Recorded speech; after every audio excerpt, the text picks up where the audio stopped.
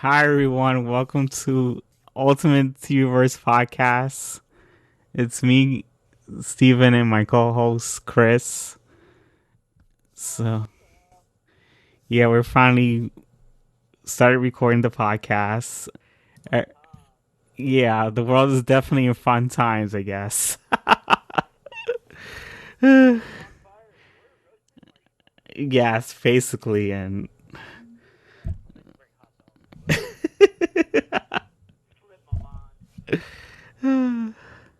it seems like Josh Whedon is getting into trouble with himself with other people like Ray Fisher and who plays Cyborg in Justice League, and Ray Fisher is accused Josh Whedon, Jeff Johns, and John Berg of abusive, unprofessional.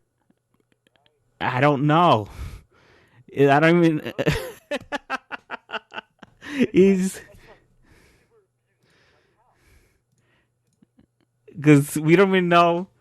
I can't say sexual because I don't even think that Josh Whedon's into men, but or Ray Fisher's into men. I don't know if he is, but it can't be sexual abuse, I think, but it's some form of. It could be physical.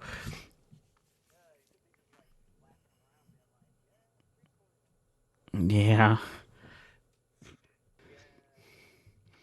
and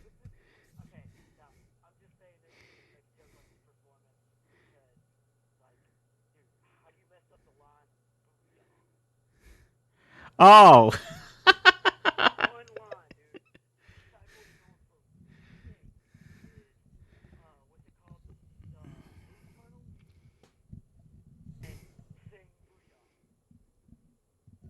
I I just didn't like his. I wasn't really much of a big fan of his cyborg because I was. I don't know if it's the actor's fault or it's Josh Whedon's fault, or I don't know who to blame, but it's just that his characters was really depressing and kind of tired of the old "oh, I'm a monster" storyline because I'm a cyborg thing. I know.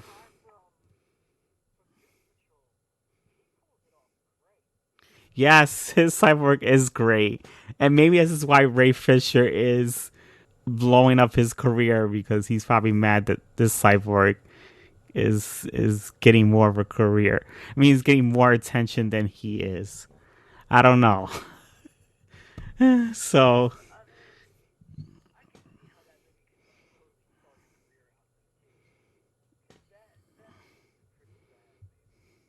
I enjoyed it for what it was because I actually liked the humor aspect of it.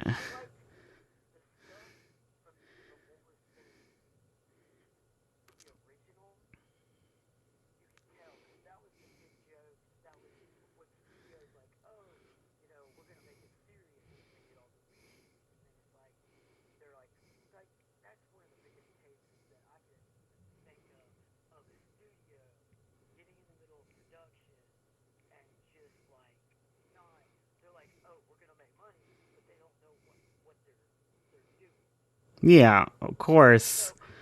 The DC movies never had a game plan, and that's what really I think fucked them up.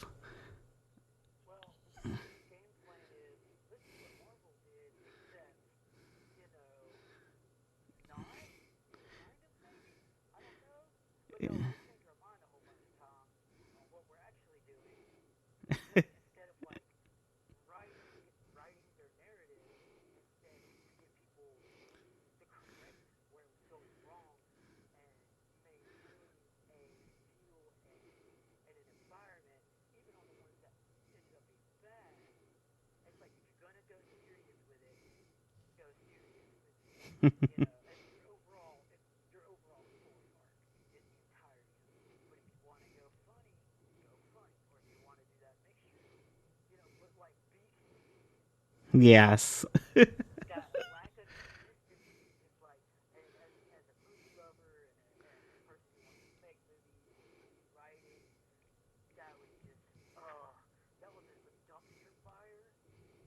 Oh.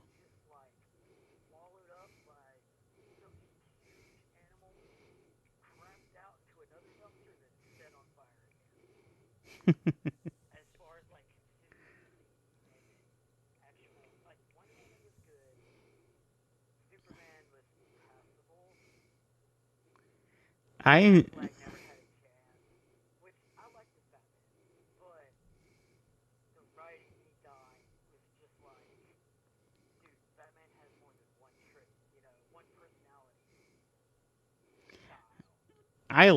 I liked what they were doing. It's just that I can see the flaw that everything is packed in and not fleshed. Like there's no breathing room. Like everything is.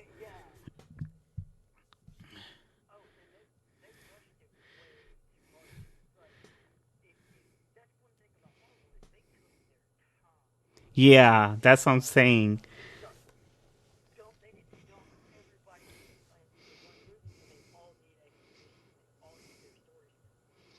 Yeah.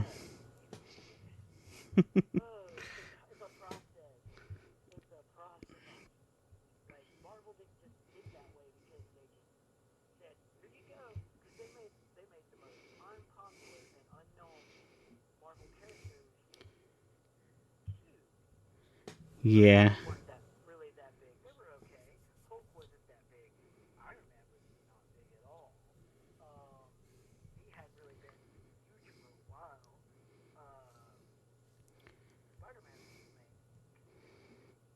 Yeah.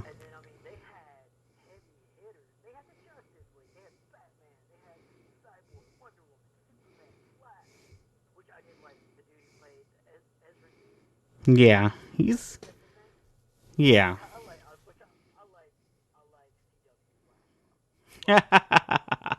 I agree.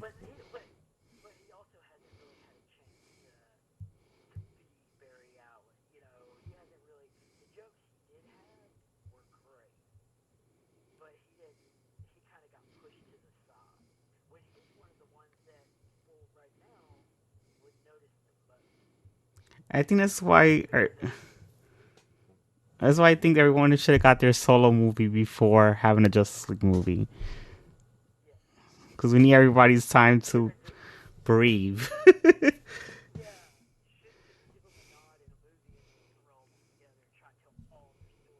Yeah,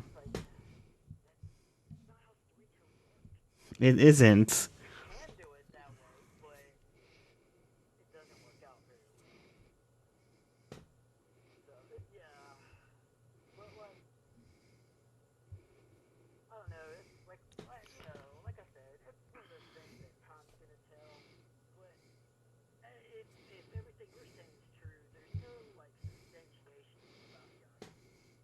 Yeah,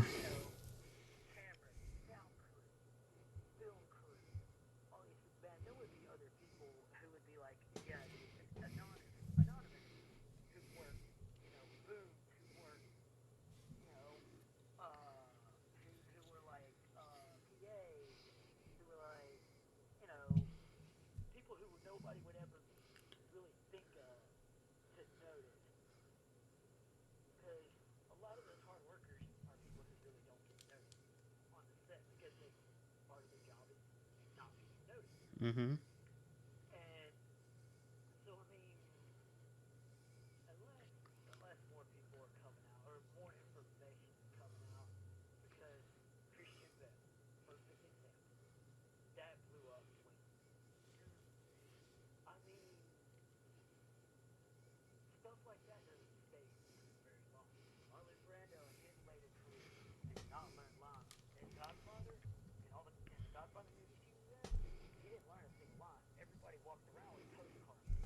yeah,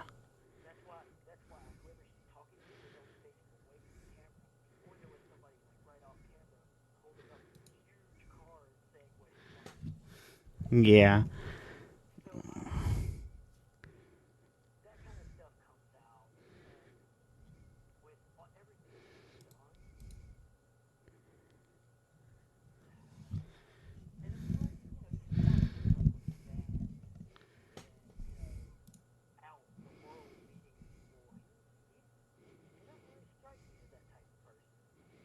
Mm-hmm.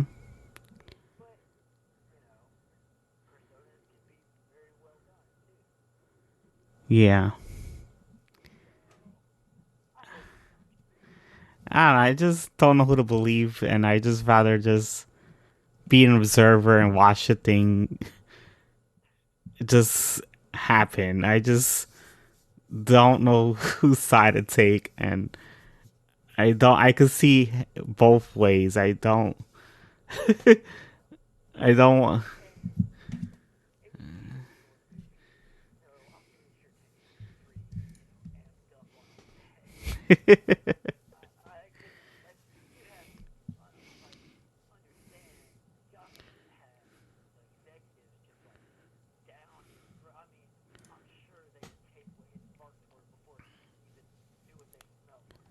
Yeah.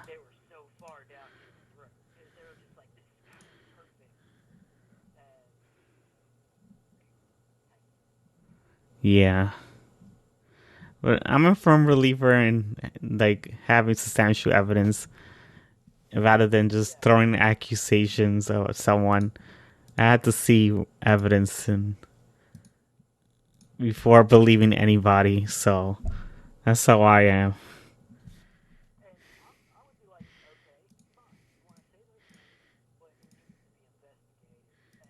Yeah.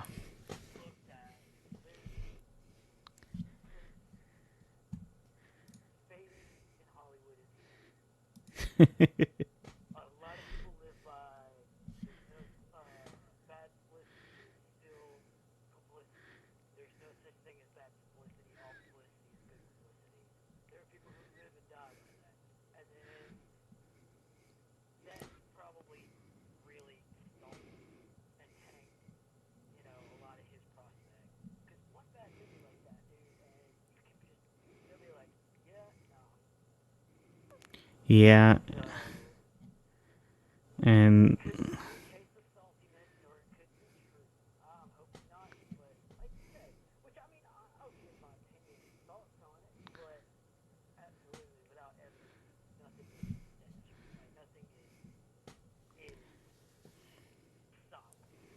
yeah.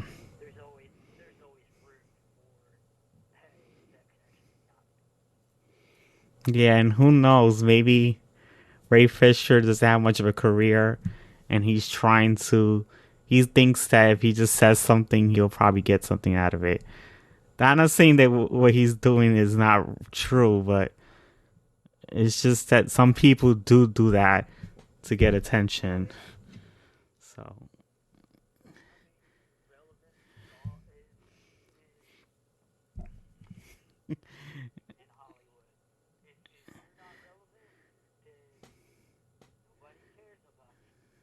yeah, and I hate to say this, but the Black Lives Matter thing could be taken advantage in this sort of situation. You never know.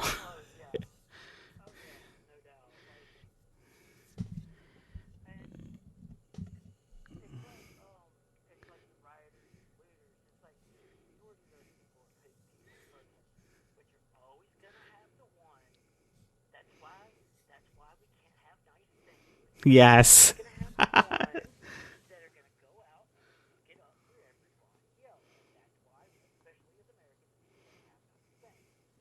Yes, we always like to ruin it.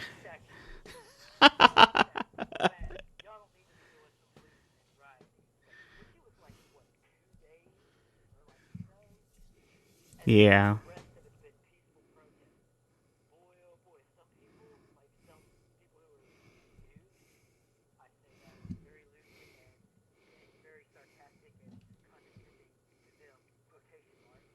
Yeah.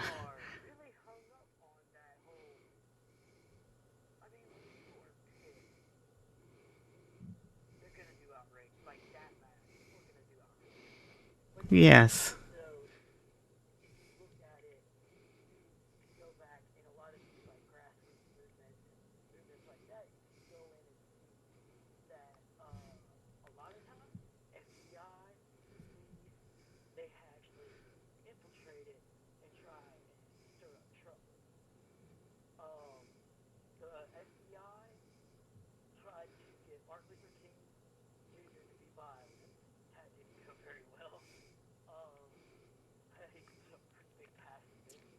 Mm-hmm. They tried to get him to commit suicide. Then you have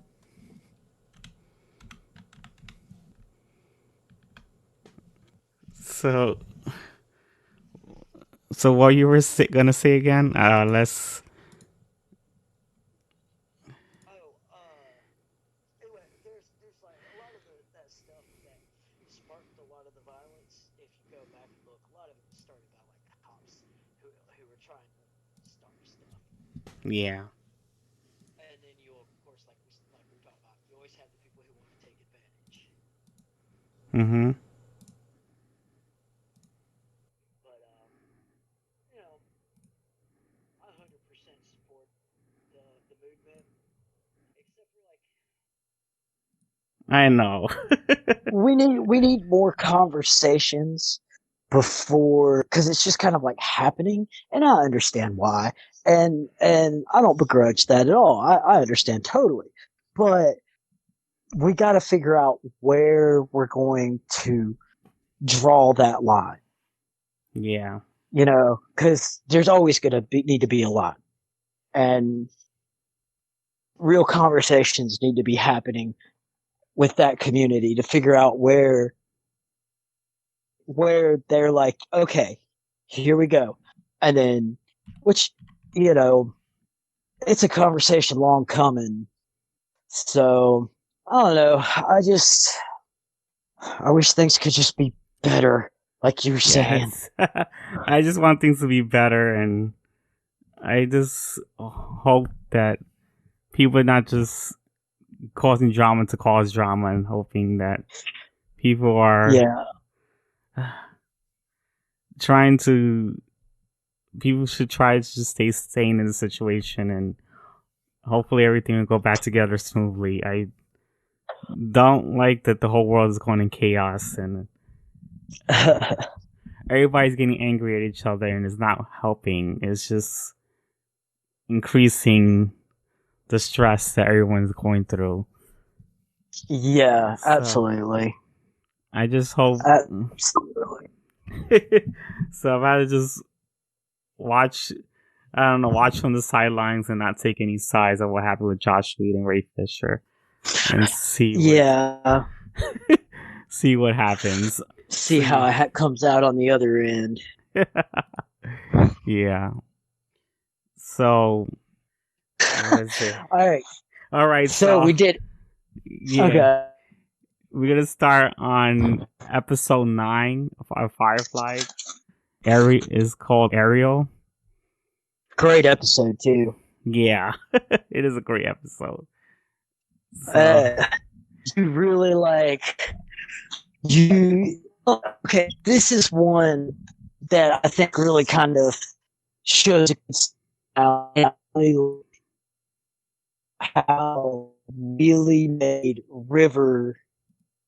It really humanized her big, yeah, because like you to kind of look at her and just be like, oh, she's like the psycho crazy one. yeah, If you want to just kind of like, it's easy. It could be easy to dismiss her character until you actually learn about what happened, and then plus Jane gets a pretty good redemption arc. yeah.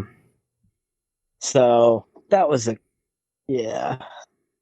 Uh, uh, this is this is a top tier episode for sure. Mm-hmm.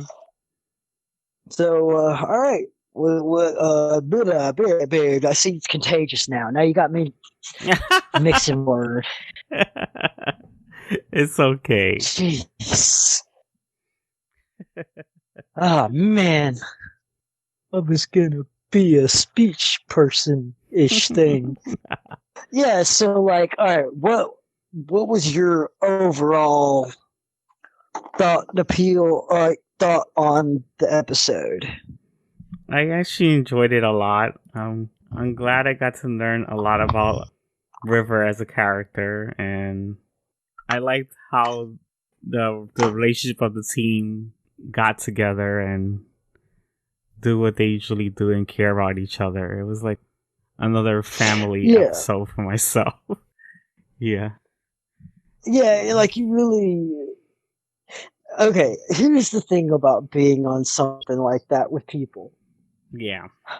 It don't matter whether you like them or not.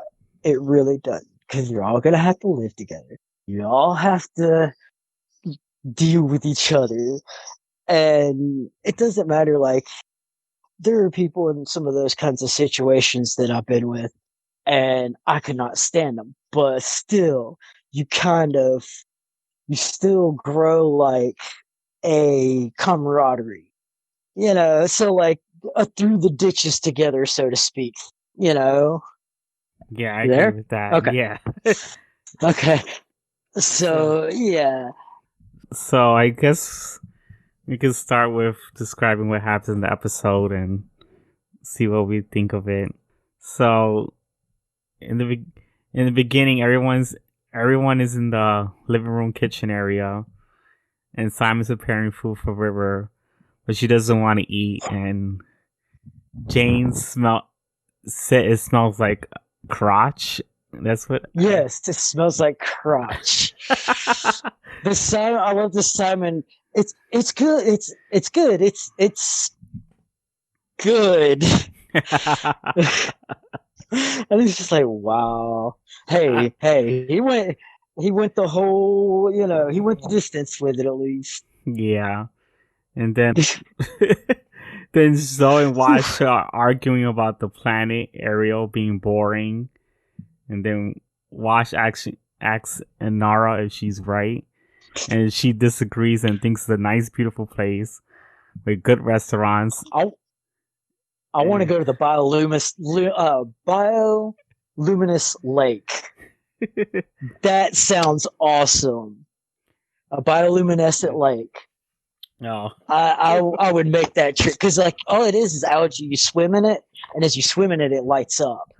yeah, And it doesn't hurt you or nothing, but it just lights up. It's really cool looking.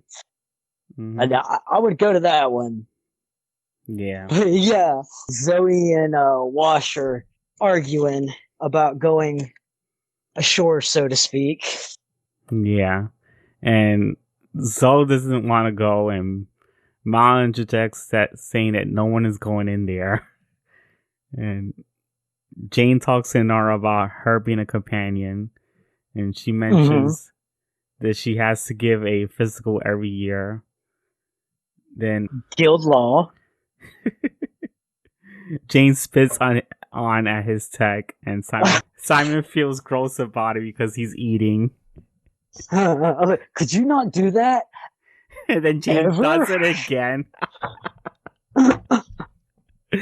Oh my gosh. And Wash Well, the whole talks. thing is, huh? Go ahead.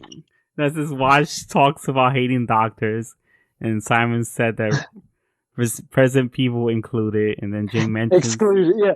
It's like, hey, And Jane mentions how that was rude, and then River let's grabs. not be excluding anybody. It's just weird how everybody was real comfortable with each other, and then dissing each other, and Well, like, okay, the whole thing is they're going to one of the Central Alliance planets. yeah, So they're pretty much like trying to be low key and not anybody get arrested. Apparently, you can get the firing squad for littering for littering if you feed geese. So not a very relaxed place. It sounds. yeah. They sound pretty high strung there. Then all of a sudden, River grabs a knife and slashes Jane, and Jane hits her across the room.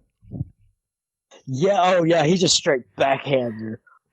Yeah, which Yeah. I. Her line. He looks better in red. I was like, "Ooh, that's creepy." That's why I couldn't understand why Jane would react in that situation. It's just very unexpected. Well, and it does have an overall reason, and there's rhyme and reason to it. Yeah. But that all happens later. So yeah, it cuts him across the chest. So yeah, he ends up having to get patched up by the doctor. Yeah. And Ariel runs to River and Jane and notices that Jane is bleeding. River also mentions that he looks good. He looks great in red. And He looks better in red. Yeah, God, that's such a creepy line, dude. I know. And then the next scene, Simon is sewing Jane's wound as he complains about River being insane. I mean, yeah, Oh yeah, and and I thinks that she should go. Mal handles this like a champ. Yeah, I like the way he Mal handled it. He says, yeah, he says, If you don't get rid of them, I'm telling you. It's like, you're telling me what? What are you gonna do if I basically? What are you gonna do if I don't? This is my boat. I'm captain. They're part of my crew. Best be getting used to it. I mean, like, you can't get more. Yeah. So I see how you think things work, but that's not really what's happening here. So yeah, and like basically, and then comes the little sidebar with Simon saying the deal was you keep her under, you guys being here, you keep her under control. You were able to, control, like keep a rein on her, keep control on her. And if you can't do that, we're gonna have to revisit the deal. yeah, he did mention Yeah. that. And then comes their little talk about, oh, she's getting worse, and he's like, yeah. It seems like Which Simon knew that she is getting worse. Because like, oh, we missed one part at the very beginning. Oh no, that's the next one, Now, isn't it? well, I have that. Is that Yeah, Mal that's the next disagrees? one.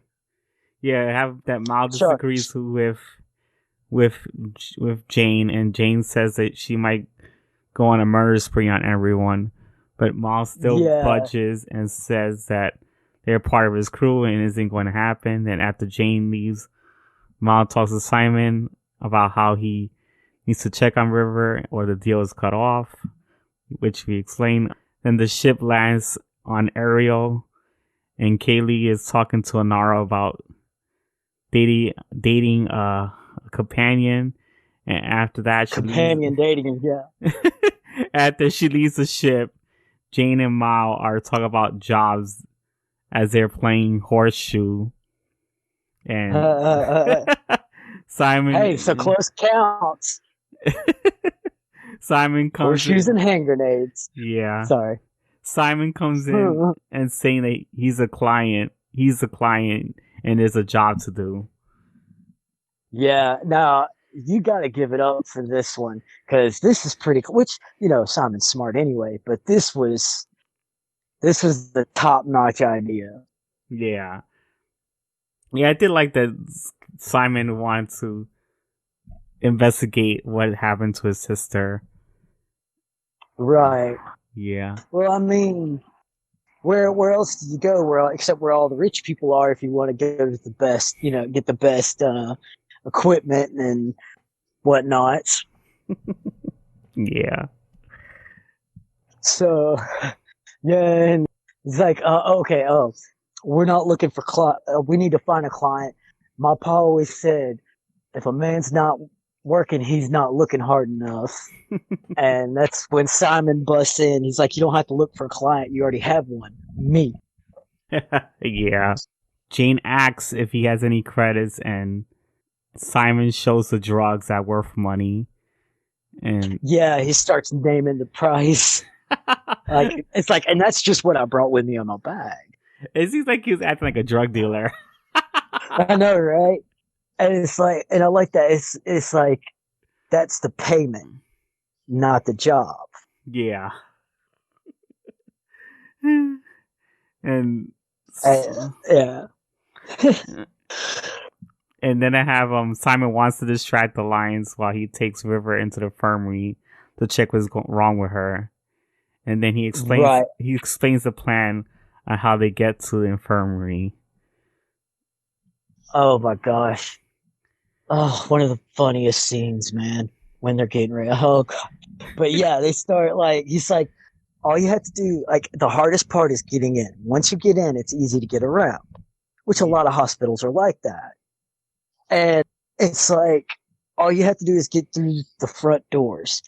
And they're like, so we can't just wheel you in. And it's like, no, you're going to be wheeling in. You're going to be wheeling in two dead bodies. Yeah. And that was the first time I watched it. And he was like, no, we're basically saying, no, we're going to be dead. It's like, wait, what? Where are you going with this?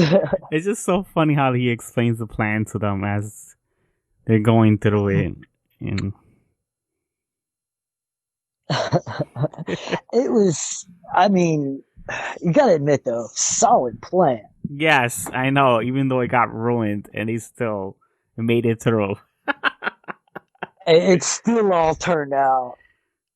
Yeah, and then it's like basically we get some IDs, we get in, you're gonna wheel us in, like your medics, and y'all, I'm gonna tell y'all what to grab, and you're gonna help me get into. It's like it's this 3D, this really cool 3D image scanner that actually does like a manipulatable 3D image of a full body scan. Yeah. Oh I yeah, I thought that was pretty cool. I I would have so much fun with some like 3D interactive thing. Like I want that Tony Stark interface. yeah, I think everyone I wants a want his 3D interface. hologram. That man, that's some cool stuff. Yeah, so they basically like have to get all their stuff, and they're like they got to get equipment, they got to get the ship, get the badges, etc., etc. And then comes the funny part where he starts prepping them. Yeah, because Oh, jeez. yeah, have Simon talks about how they'll build a ship from the junkyard scraps. Then the scene Yeah. cuts to Kaylee and Wash looking for the parts in the junkyard. Wash finds the ship after throwing the catalyzer at it. Then, Yeah. Lucky throw with that yeah, actually it looked like a carburetor. He just kind of tosses. He's like, "Hey, found it." yeah, it's just weird that that came to play. Then Simon, Simon then mentions how they had to disguise themselves, and the scene cuts Jane into. I mean, the scene. Nah.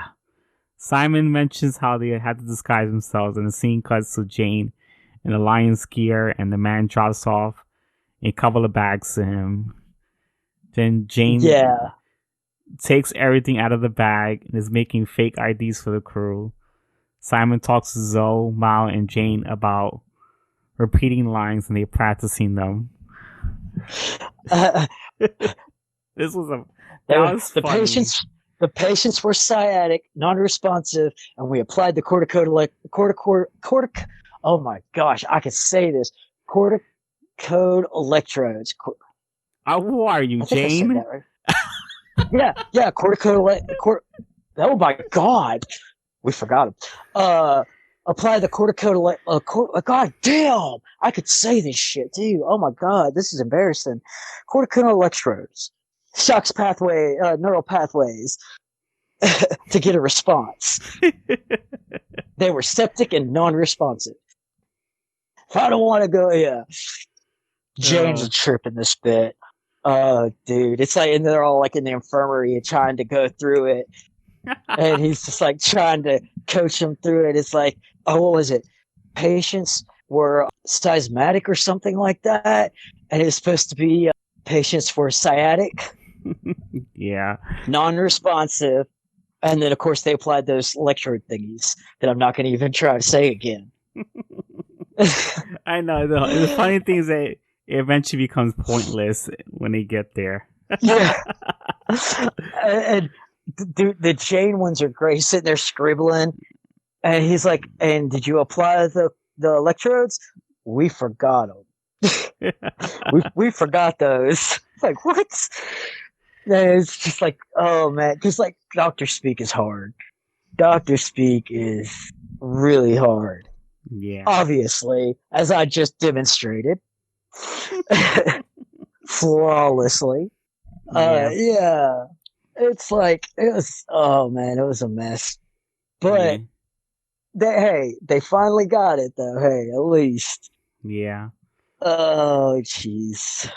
And the scene cuts back and forth with Kaylee and Wash building the ship while Zoe, Jane, and Mal practice their lines again.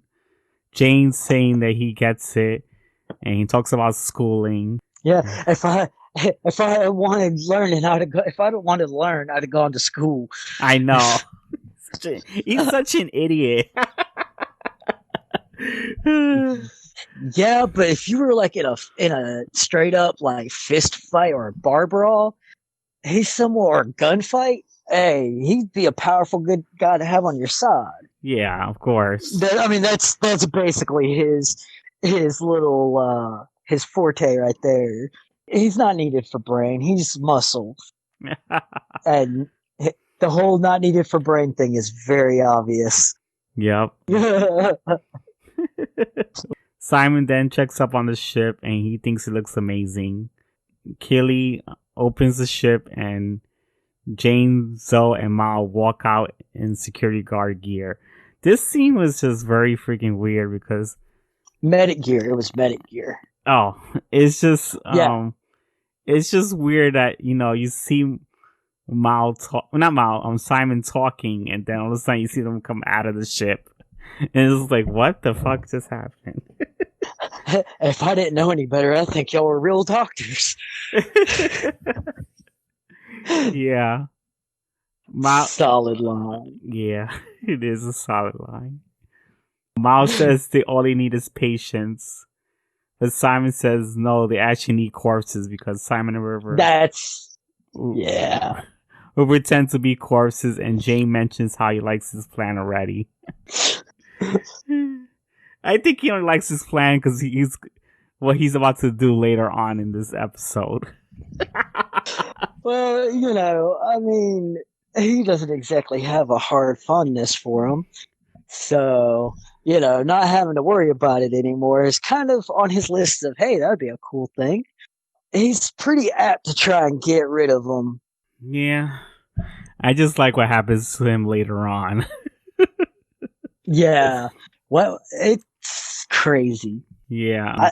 Go ahead. Oh, I was gonna say, yeah, like I was kind of thinking that it would go in this direction, but still the way it happened still kind of it still surprised me pretty big time. Yeah, I was so surprised in the way it happened. Sorry. It's I thought I okay. dropped you. No, I just got distracted again. Squirrel. So yeah, now I have to try to remember where I was.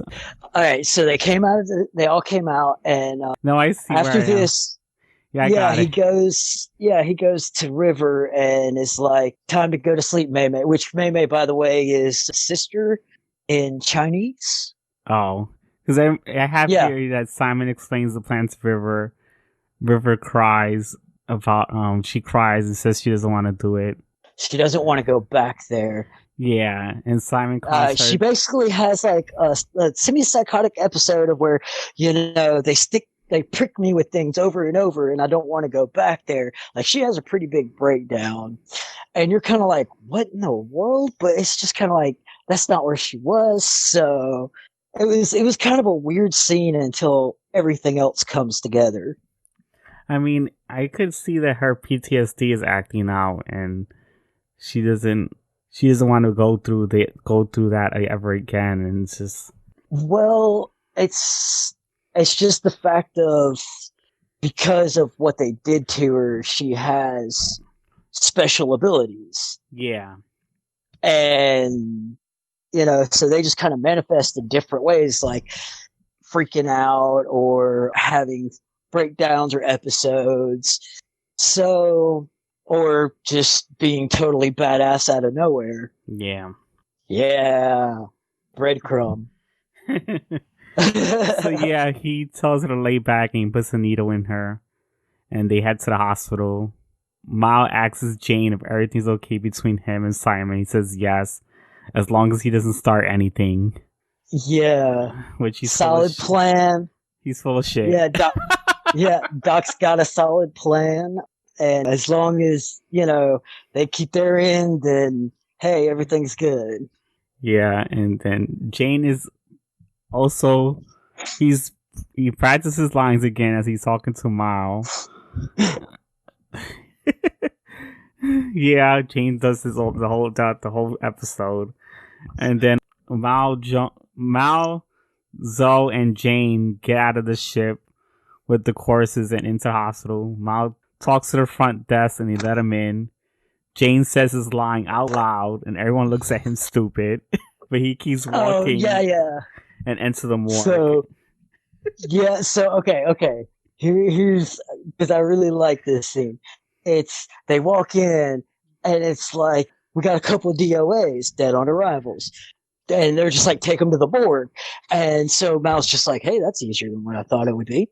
So Jane busts out. We applied the cortical electrodes. Nailed it. And just like out of nowhere, and the nurse behind the counter is just kind of like, okay, somebody's a bit new here. It's just like, and Mal's just kind of like, what are you thinking? Yeah. Like, what? That was no, just no. And so yeah, then they wheel him in. Go for it. Yeah, they enter the morgue, and then Mao explains the plan to Jane as he's giving the shots to Simon and River. Then Mao and Zoe leave the morgue. Jane is waiting in the morgue for Simon and River to wake up, but he decides to leave. Jane walks up to the computer and talks to the Alliance members, saying that he has Simon and River. He mentions how he will pay Jane for the reward. After that, Jane goes back to the morgue. River scares Jane as he looks at the morgue storage area, and Simon also wakes up and is feeling side effects on the shot. Yeah, that's great. River scares the holy shit out of him. Oh yeah, He's like out of nowhere. She's like, because like a drug like that. Because basically what they did is he administered a drug that basically puts you in a hibernative sleep. Yeah. Where it's kind of hard to tell the difference. But the thing is coming out of something like that is pretty rough on your body. So, and your body kind of freaks out. It's kind of like, what the hell? Not what I had planned today. But yeah, so they wake up. Yeah. Then Zoe and Mao are walking the courses in the hallway, and the doctor notices that they're walking the wrong way. He asks them to see the badges. And then the scene cuts to Simon and Jay walking with River in the wheelchair. And she's very anxious and worried that she will die. Simon tries to calm her, and they walk by a patient that needs help. And River convinces Simon to go help him as he's nursing. Yeah. Go ahead. As he's nursing the patient, he talks and complains to the doctor for going through the wrong procedure for the patient. Go ahead. Yeah. Okay. So as we're wheeling her through, she's basically, I've seen this so many times. It's like insanely ridiculous, but it's bad. Like I could just do most of it from memory, but as they're passing by, she's like, he's gonna kill. And Simon's like, no, these are the best doctors and all this. And then all of a sudden the guy goes tacky. His heart starts getting a irregular rhythmic heartbeat. And so finally, like you were saying, River talks and gets like, go help. So he does. And man, but you see Simon shine in that moment. Cause I mean, that dude should have been dead. And it turned out that he gave him the doctor, his actual doctor gave him a painkiller, and those painkillers with certain other medicines can cause irregular heartbeat and heart failure. And basically he's just like, could you explain why you did this. Every first year med student knows you do not mix this. And he went to surgery, so you should know he got these drugs. And it's like, your patient should be dead. And just like walks away like just like the boss. I mean, he just like walks away like a boss, dude. Yeah. And I kind of, when I saw that Jane was going to Alliance member and talking to him about that he had Simon River, I was like, I should have seen this coming. Oh yeah. Whenever like you think, oh, it's ability, but then whenever it really happens, you're like, wow, okay.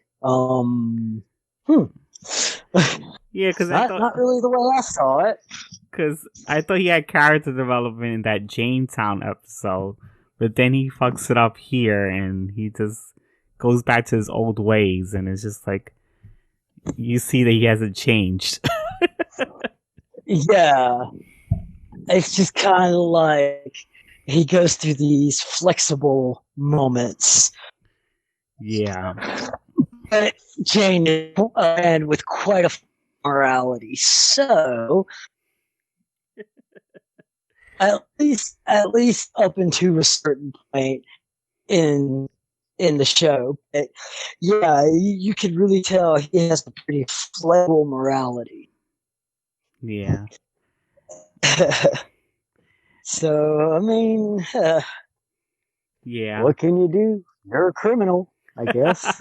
Yeah, he is a criminal. Oh God. Well, technically they all are, but yeah, technically they all. Some of them are more lovable rogues, and other ones are pretty not quite so much. Yeah, so that's the difference between like Jay and Matt.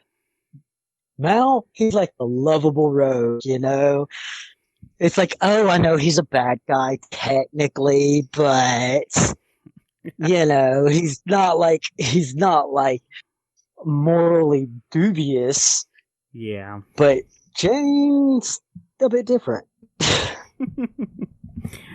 And I did like how Simon handles the situation with the doctor, and to me it seemed like Simon really knew how to do his job, even when it's like at a situation he's not prepared for. He knows what to do, which is pretty interesting. Well, I mean, he was like, before everything happened, he was supposed to be like up and rising medical star, and this kind of really like flexes that, that like, wow, damn. He gives all of his characters to have their moments. It's not just like, oh, lean on one leader character. Everybody has time in the sun and their time to shine. Yeah. I heard you. Don't worry. Something fell.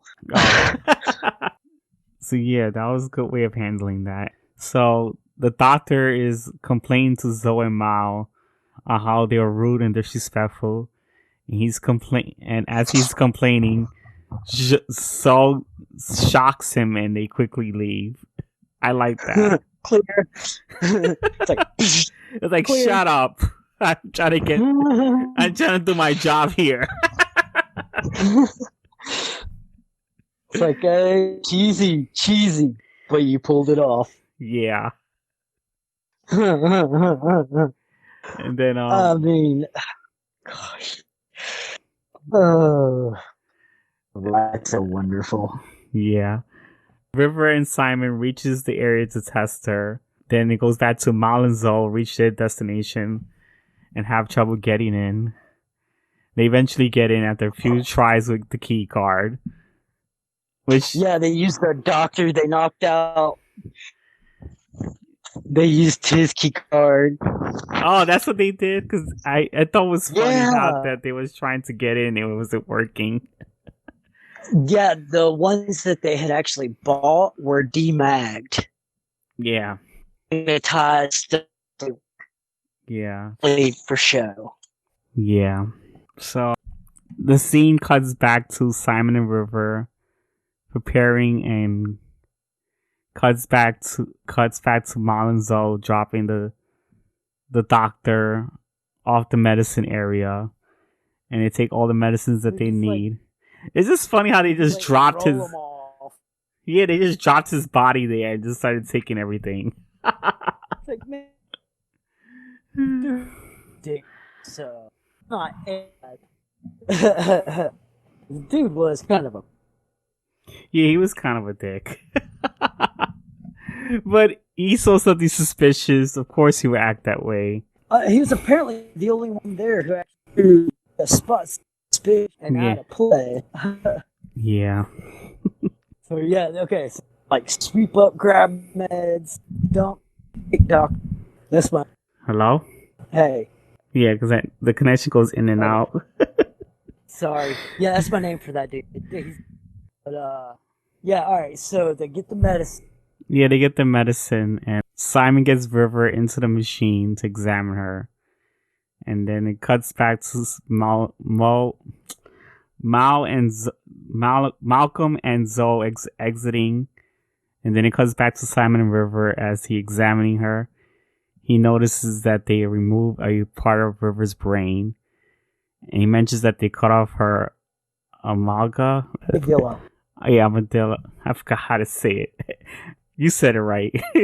And explains how she doesn't hide her feelings; she just acts them out to Jane. The amygdala is like scared, nervous. The back of that's what amygdala, and basically, kind of like she has like autism, basically help but feel every emotion every, and they basically sat there and kept. He actually statement the only cut into the brain is the bottom of it, but that's not what it is. They just slowly hit that section. I don't know, but we keep cutting in and out in here. I don't know if you want to use something else other than Discord and see if it changes. Can you hear me? Yeah. Okay, maybe that'll work a little bit better. But yeah, okay, so the amygdala, basically, she's hypersensitive to everything. Her feelings, the feelings of everyone around her. She's basically like hypersensitive to the universe. Like everything. She can't help but not feel and sense and experience not just everything that is going on emotionally with her, but also with everybody else around her. And they surgically just like stripped it out. Yeah. Which is insane. But did you catch what the amygdala does? Yeah, I did get it. I did understand what was going on. Because they explained it pretty well. They did a good job because I didn't even know about that stuff, and I did research it after the episode's over, and yeah, it basically is what it says. What he says it is. It's like and she's basically like autistic with steroids. She's high functioning autistic with on steroids. Mm-hmm. And it says that because she's unable to and I know I think I fucked up sentences, because she's unable to, and they removed the part of the brain that controls that. Yeah, she's unable to control her feelings.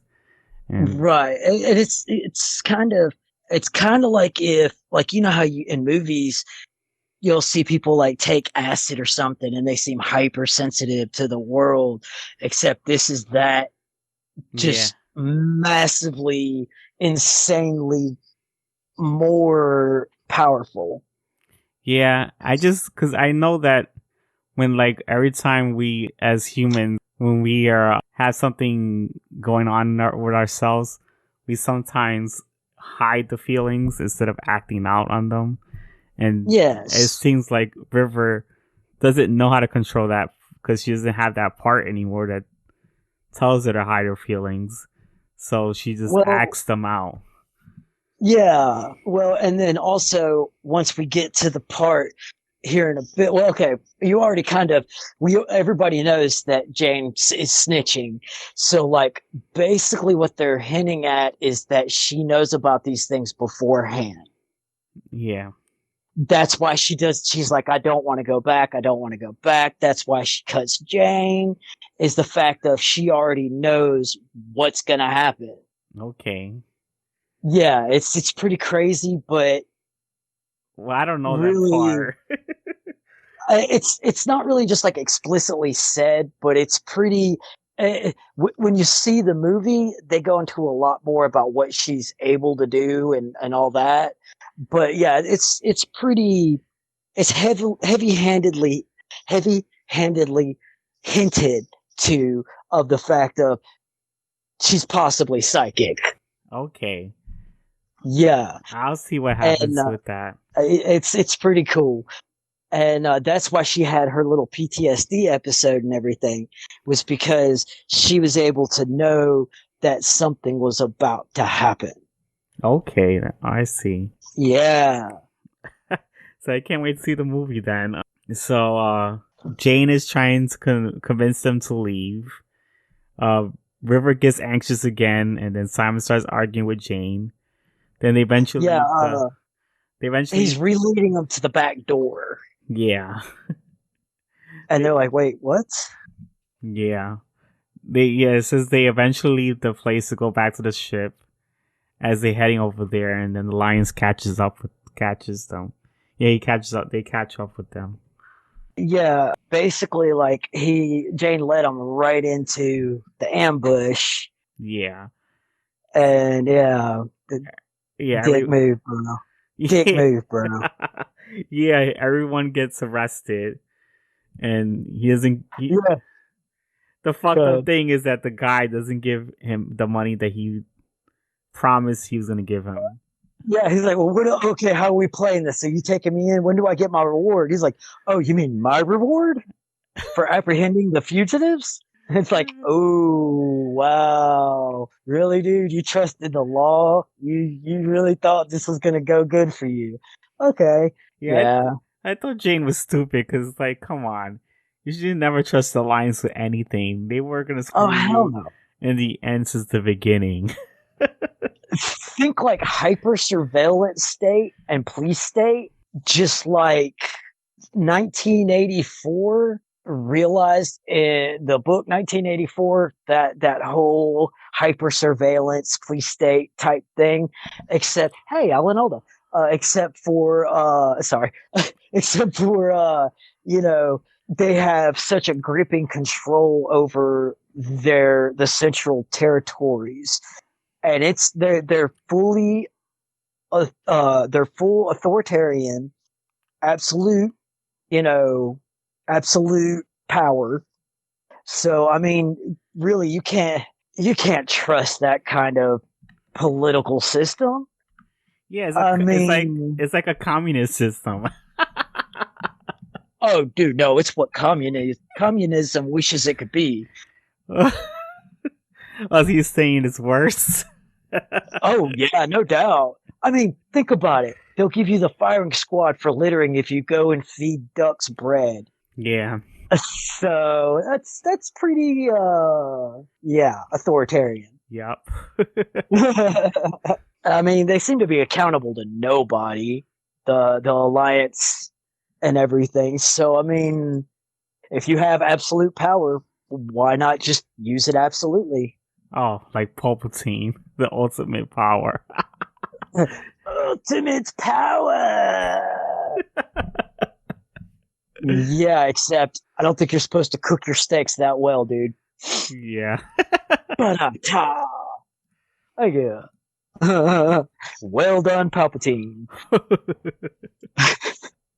Somebody forgot to flip. Yeah. so, God. so Suntan lotion. It saves lives. Wait, Zoe Mao drops off the medicine to wash him Malcolm. No, this is why I hate my sentences. Uh, Zoe to, Mao drops off the medicine to wash, and yes. Malcolm notices that the others haven't come back. Yeah, they're running late. I don't know. Never a good sign. I'm gonna start saying Malcolm instead of Mal because he gets his tongue just starts fucking up every time.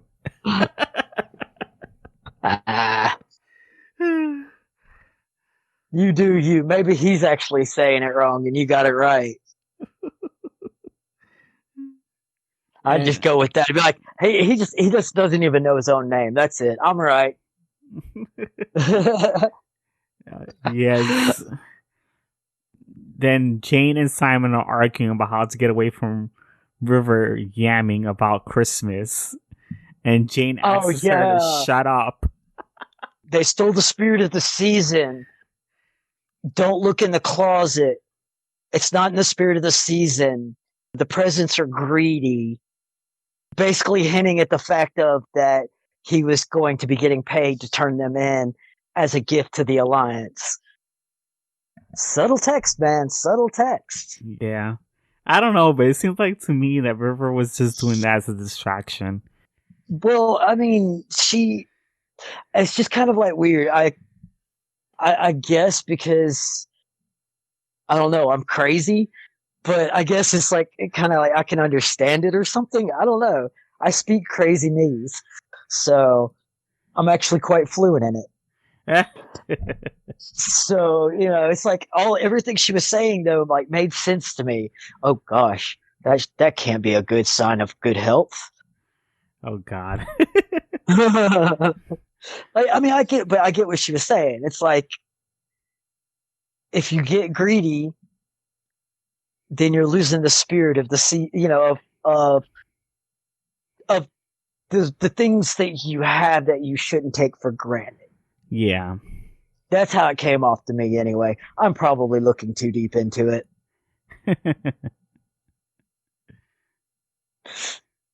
And what does the blue in the uniform say? Nothing. It's blue. Oh.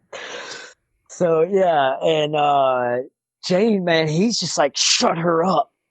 If you don't Yeah. shut her up, I will. Man, he just starts losing it. I know. And oh God. And I have to be like, at least at some point you have to know on a level, she's just sitting there going, I know what you did. La la la la la. And I know. La la la la la. And all of us are cuffed up behind our back, so you can't do anything. Try hit me again. Yeah. I mean, she's just like, because she's just straight taunting him with that. Yeah. I mean, I thought it was a pretty good flex. It's nice little power flex. Yeah. And then Malcolm is still worried about them not returning. And Wash calls Kaylee to check any security comms. And she mentions something about ducks.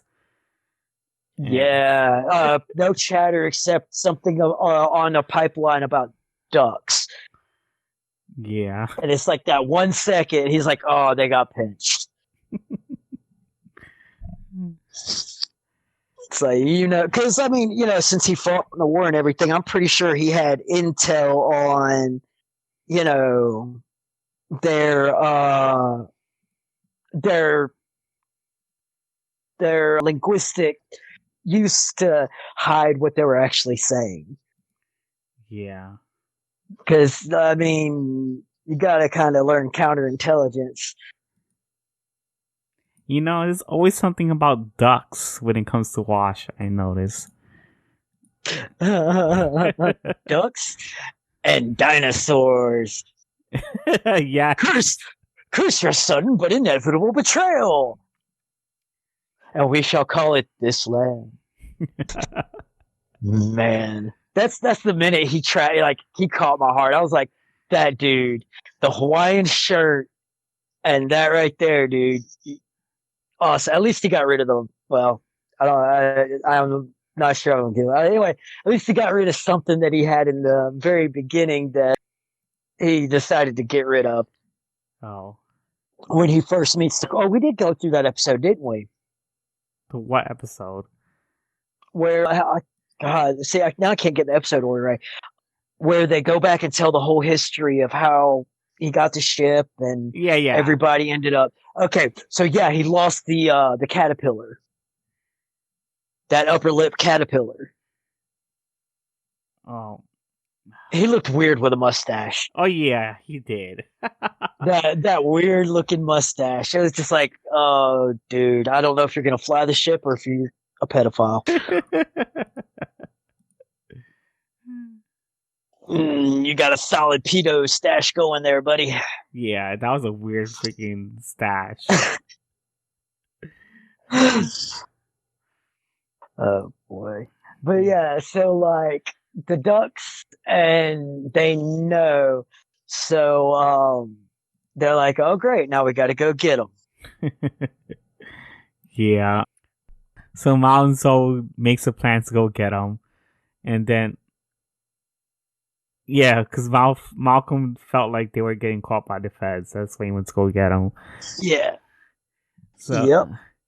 yeah, the general is threatening Simon and explains that he's taking him, and then the other taking him and the others to the people that want him alive. As the guards walk Yeah. into the area, and Jane and Simon try to knock out and kill the guards. Okay, you're missing a really good Simon point though, where he's like, "We're moving you to somewhere else." Simon's like, "Where?" And he says, "You know, he's the head guy, the captain or whatever he was." He's like, move." And he's like, "Okay, here's the deal." Simon says, "Here's the deal.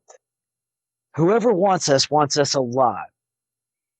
I want to know where you're taking us. And me nor my sister are moving from this spot until you tell us." And then, because I mean, he just like basically just stands right up to him. And he's like, "All right, so we're taking you to holding." Yeah. And Simon was just kind of like, "Look, all right, I know you can't touch us. So you're going to answer my questions." I mean, he's not the most rough and tough, callous on hands guy. Mm-hmm. But he's got some balls. He's got some balls. Yeah. Oh man. And then yeah, so then they move them, and as they're moving them, that's when Jane manages to get one guy. Yeah. I think Jane's the one that killed the guard, while Simon's the one that knocked out the other guard. Well, Jane knocks the first one on the ground, and then he goes straight after the other one, and just like smothers him with his hand covering his nose and mouth. And then Simon basically just throws his knee on the guy's neck, cutting off the blood supply in the neck, making him Yeah. pass out. Yeah. And yeah, that was it. Simon, man, he was quick too on that. He's just like, Yeah. I but was that hand bite had to hurt where he got bit in the webbing between the pointer and the thumb. yeah. Oh, that had to hurt. Where Jane got bit. Yeah. Oh man. So yeah, and the So daring escape ensues. and then Malcolm and Zoe are trying to look for them, and Mal asks Wash for directions, and he gets them from Kaylee. They eventually reach the stairs, and Wash warns them to hurry, and then it cuts to Wash talk about the reinforcements. Yeah, big old ship, a personnel ship looking ship lands. That was a pretty cool looking ship though. Yeah, it was. And then after Jane and Simon talks down the guards, they escape. But Jane and Simon are arguing about which way to go. And River says it doesn't matter because they are here. Yes, the certain people, and the line she says, "Two by two, hands of blue," Yeah. and it's like basically special agent style guys wearing blue, like latex kind of style gloves. Uh, Pretty nasty seeming fellers. Yeah. And there was actually supposed to be a whole story arc for them Really? where, yeah, there was supposed to be a whole story arc of them coming after Serenity and the crew, and like they had a whole for like the second season, I think it was. He had a whole plan out for it Wow. that was going to be its own of the special agents coming after them. Okay. Yeah, so those were actually supposed to be big players. That basically they're special agents, like kind of think like NSA or CIA, and that basically they travel in pairs of two, and they always wear those gloves. Okay. Yeah, uh, and I really would have liked to see that play out because that would have been really cool. Yeah, I think so. I think it would have been really cool. Um. So yeah, the General McGinnis goes to the higher ups, explaining how he didn't get to capture them, and the higher ups are disappointed. So they use the device to torture him, and his face is filled with blood coming out of his eyes. Yeah, basically out of every orifice, like eyes, nose, ears, mouth, probably everywhere else too. Yeah, so like basically on those, the story arc was supposed to be that since she was part of a secret government experiment, anybody who actually ends up getting any possible information or anything that could possibly even be minusculely seen as intel, they were basically supposed to just die. And that little machine was what they used to kill people because he asked him, what did they say anything? And it's like talk about presence and stuff. You notice he seemed like he wasn't going to kill him, and so after he said that River was talking, Yeah, so because they were supposed to be held without her talking, like they were supposed to lock them away and not nobody listened to it and listen to her. And so basically, since they heard her talk, just saying stuff, that's yeah, enough to kill you. And yeah, that was pretty horrifying. yeah. And it's just so funny because that guy screws Jane over, and then he gets screwed over by his higher boss. So it's like, Those desserts be just. so it's just like everyone is screwed in this situation. Oh man. Mm-hmm. I mean, no winners all around. Yeah, that's what I meant. I mean, just all around, no winners, man. I mean, and then it cuts them back to Jane, Simon, and River, and all you hear is this god awful screaming because Jane's like, "We're gonna go back this way," and then it's like you hear the god awful screaming from like everybody, all the Alliance Yeah. personnel, and it's just like, yeah, we're not going that way. Yeah, I do have that here. It's like, yeah, I don't think that's the way to go. Yeah, River walks into a certain area, and that's where Simon and Jane follow where she goes. Because Yeah, it seems like she knows the place more than everybody else. right. Well, that's kind of like that instinctive extra sense thing that she's got going on. It's Yeah, like she can kind of, and then plus she's like super super smart, so that helps too. yeah, I think so. Um, so yeah, the higher ups get to the area where the guards are killed.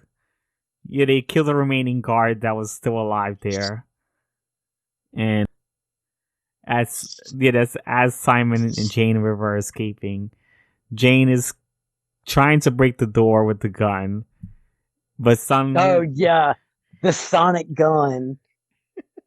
yeah, and the handle is shot off and open, and the crew opens the door that they were trying to open.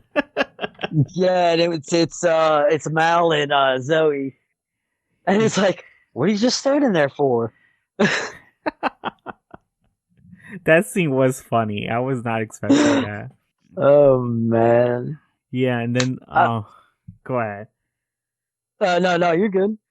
The scene cuts back to the higher ups looking for them, and then it cuts to Kaylee talking to Anara, telling her what happened, and she has a serious look on her face, and the entire crew arrives out of the medical ship, and Mao explains what went on with Anara, and I mean, yeah, he explains what happened to Anara, yeah, and then Yeah. Simon, Mao, and Jane talks to Kaylee as Mao mentions to Jane if he didn't want to get paid, this would have never happened out loud.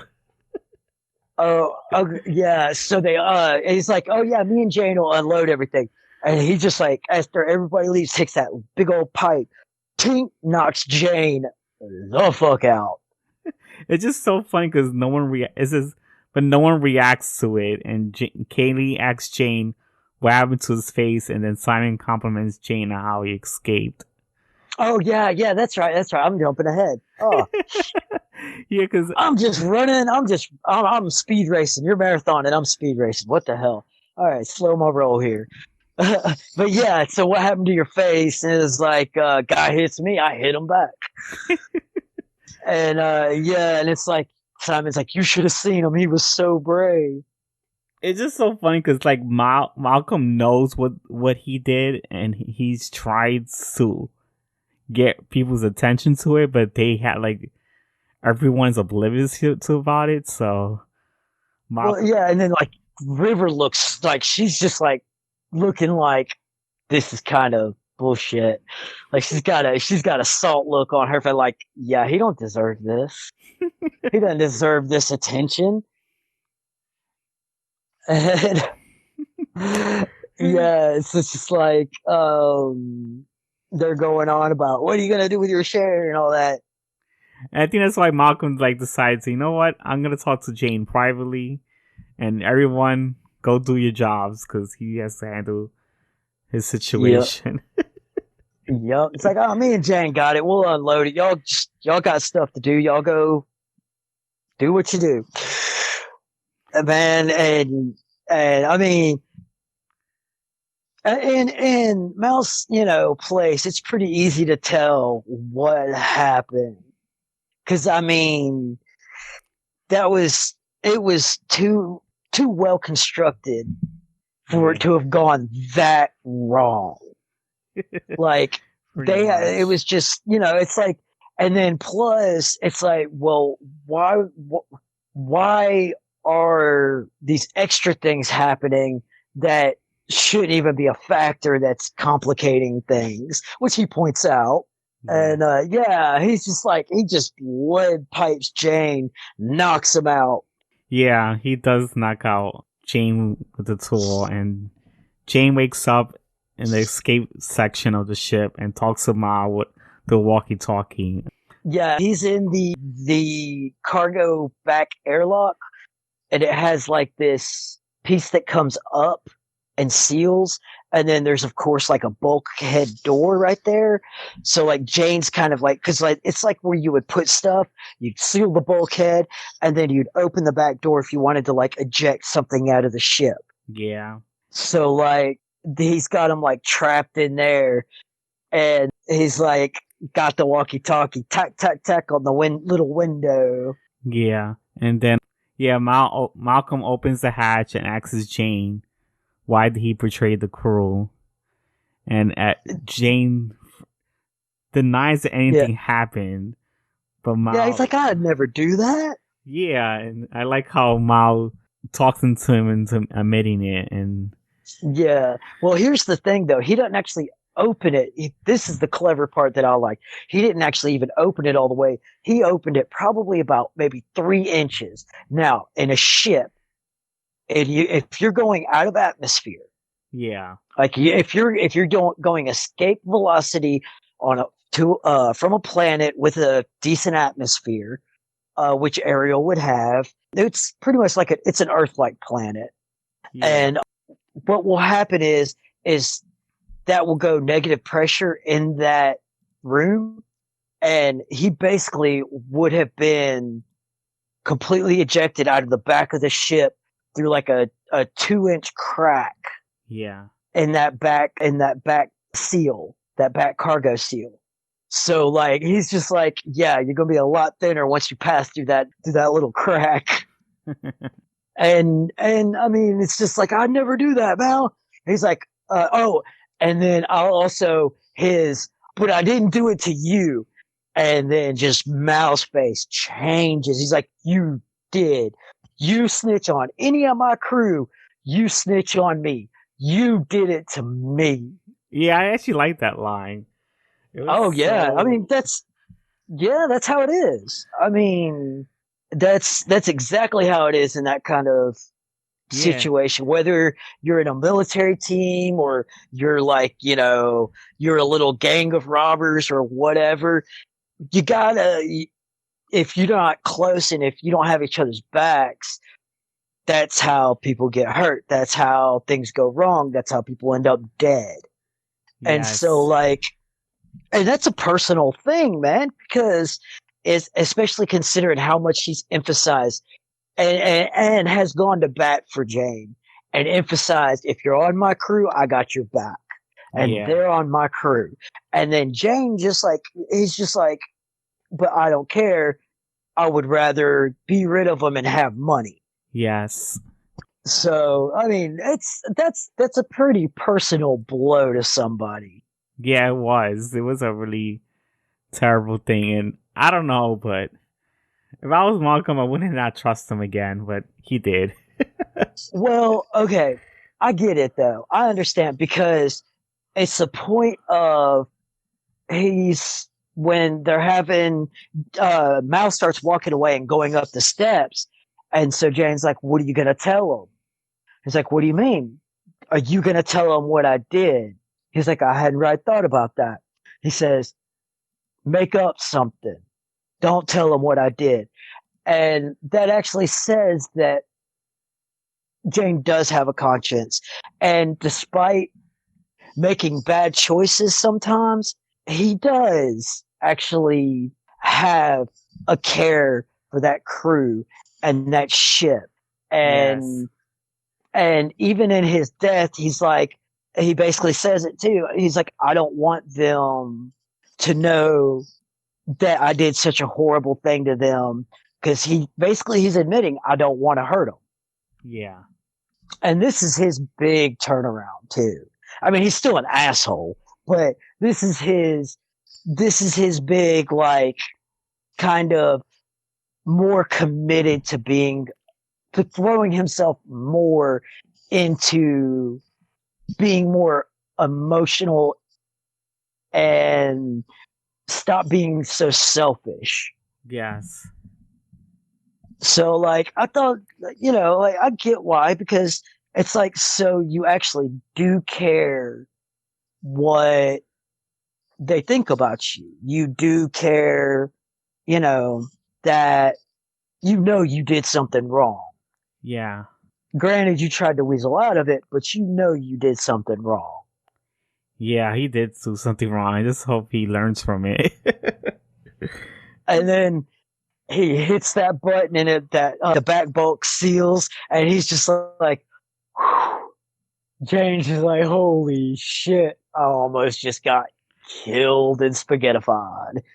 it, You it's know, just it's just so funny how he leaves Jane there locked out in the hatch hello? area.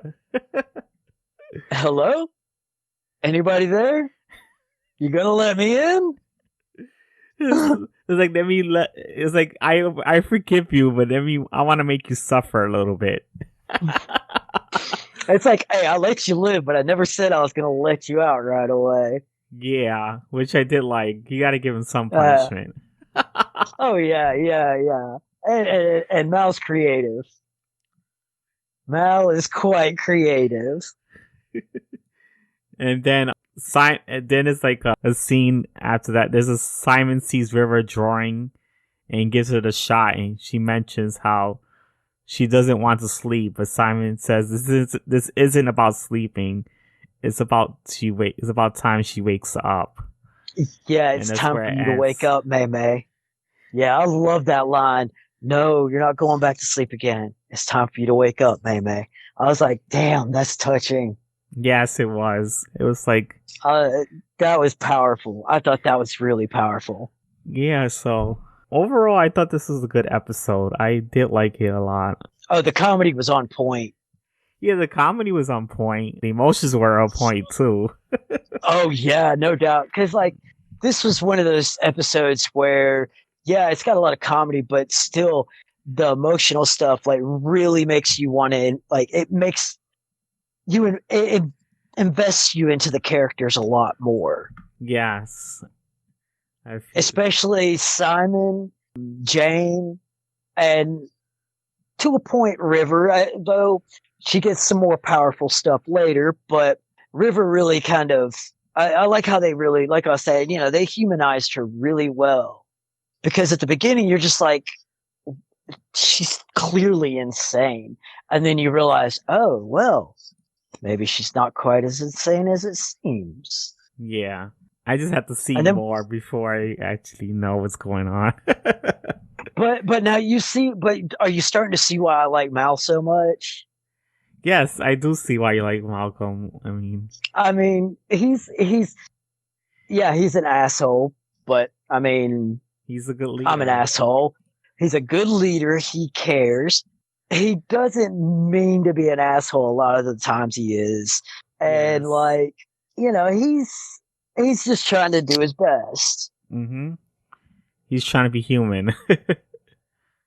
Yeah. And it's just like he's just trying to live Yeah. and survive, make sure his crew survives, and just get past what he went through in the Unification War. Yes. And And I think they really portray that whole post-war syndrome of just like you know you're fighting for the right thing, but it doesn't matter. mhm. You still just never even had a chance. And by the time you realized it, it was pretty much genocide. Mhm. So, because like the whole thing of the first episode, Serenity Valley, basically at the end or the end of the war scene, whenever they start just like raining it down, that was basically their decisive victory, where they just completely wiped out not only the last stronghold, but just vast majority of their forces, Mhm. which were quite substantial. Yeah. And they basically said, "Yeah, we're not messing around anymore," and just and that's a rough thing. I mean, survive. Damn, it's survivor's guilt Yeah. is a hard thing. So you know, it's they do a really good job of portraying that and the real mental toll it can take on you.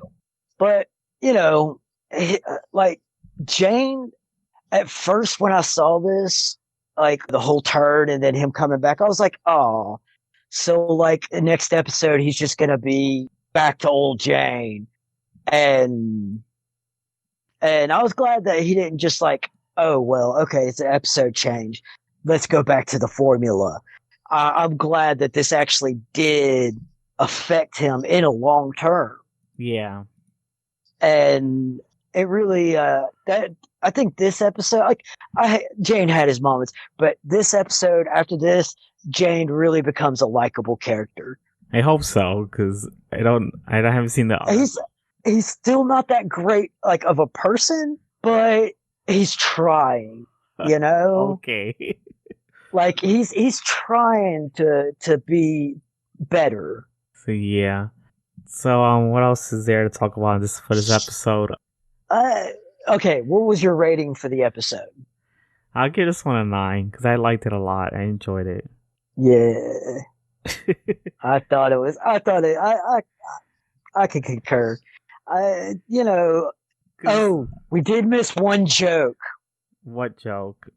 when basically Jane's like, I hate this that we're just like stuck waiting. And Mal's like, well, you could have gone with Shepherd Book. He's like, well, Beat's just sitting because like Shepherd Book went to an abbey to go meditate, Yeah. and then Wash walks by and he's like, it is just sitting. Like he could have gone to the abbey and meditated with Shepherd Book. It's like, well, Beat's just sitting. It's and Wash is like, that's what he did. It basically is, dude. Yeah. We missed that. We missed that step because that was one thing. I was like, Shepard's not in this episode. I like Shepard. He's like a really good balance. Yeah, I But know. it I was better without him being in this episode too. I do because I noticed that he wasn't much on this episode, but he does have his moments on the next episode. So Oh yeah, absolutely, absolutely. All right, so we got the next episode. yeah. Oh, and there was one part that I also forgot that Malcolm made a joke with Simon about being a criminal with the drugs at the end. Oh yeah, yeah. Because I forgot to mention that part. Yeah. Yeah, and then there in the next episode, there's another good little joke about Simon being a criminal. Yeah.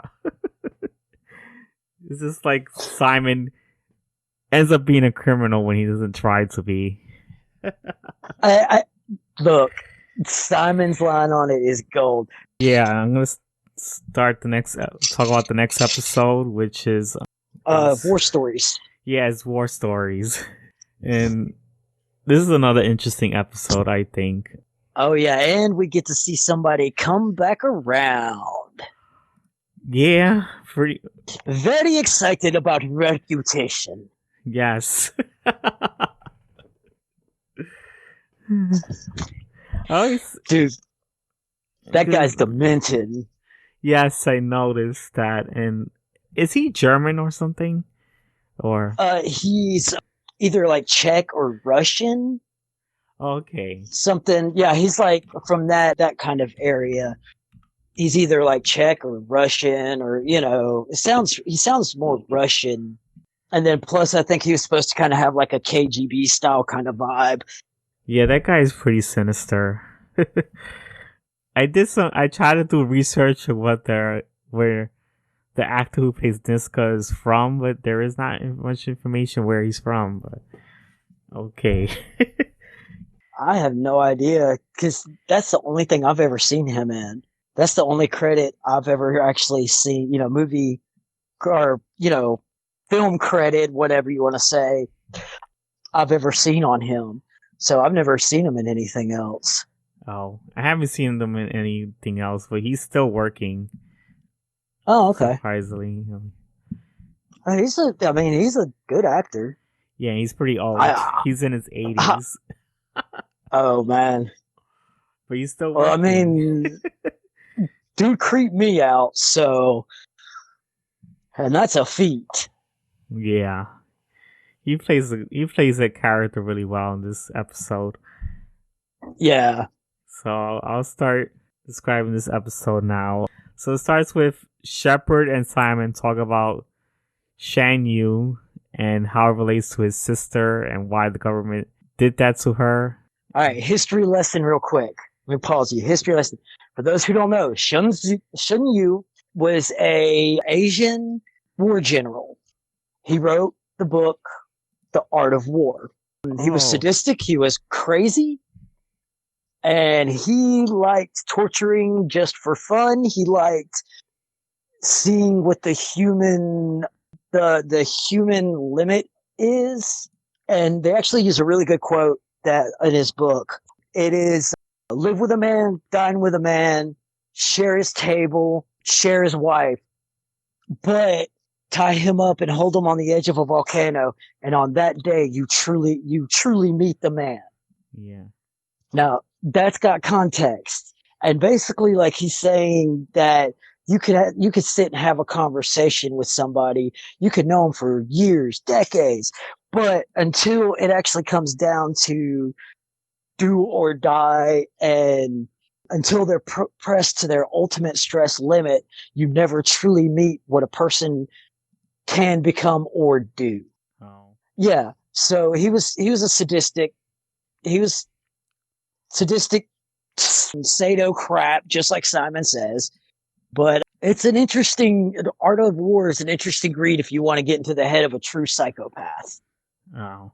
So that's Shin Yu. Okay, because History.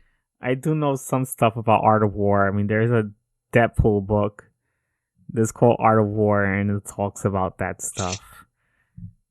But Yeah.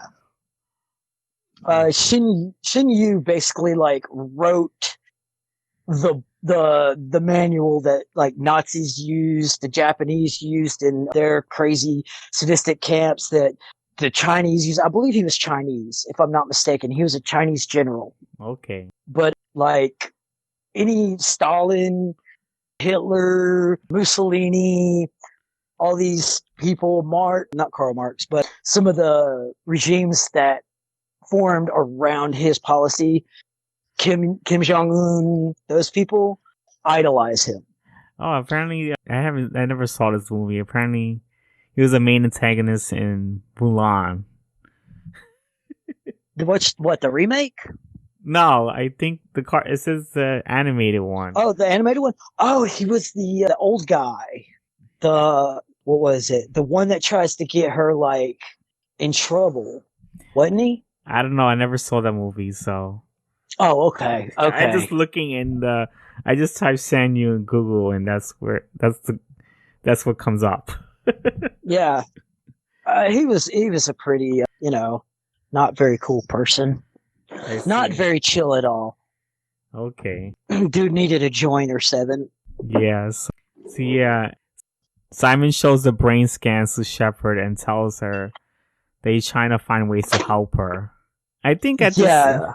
I think because I think at this moment Simon is explaining what happened the day before, because I think Shepard wasn't around, so I think he's explaining Right. to him what has happened.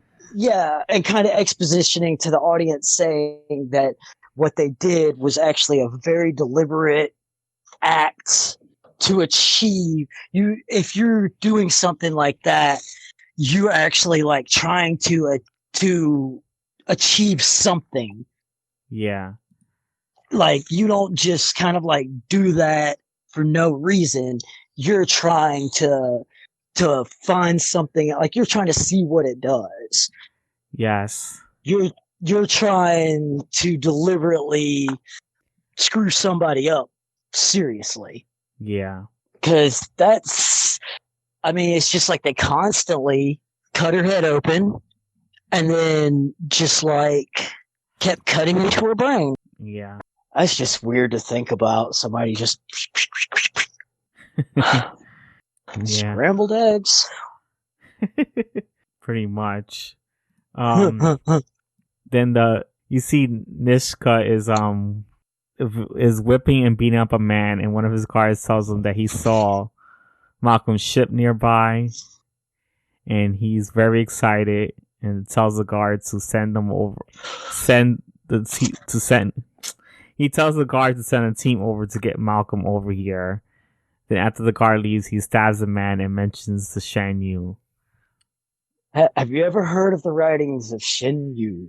Yeah, it's just funny how Simon and Shepard talks about Shan Yu, and then Nishka ends up talking about him too. Well, yeah, because like I was saying, in an act like that, you can see that direct influence of something like that. I mean, it's pretty dark stuff. Yeah. Like pretty damn dark stuff. So I mean, hey, the shoe fits. Mm-hmm. Throw it at Niska.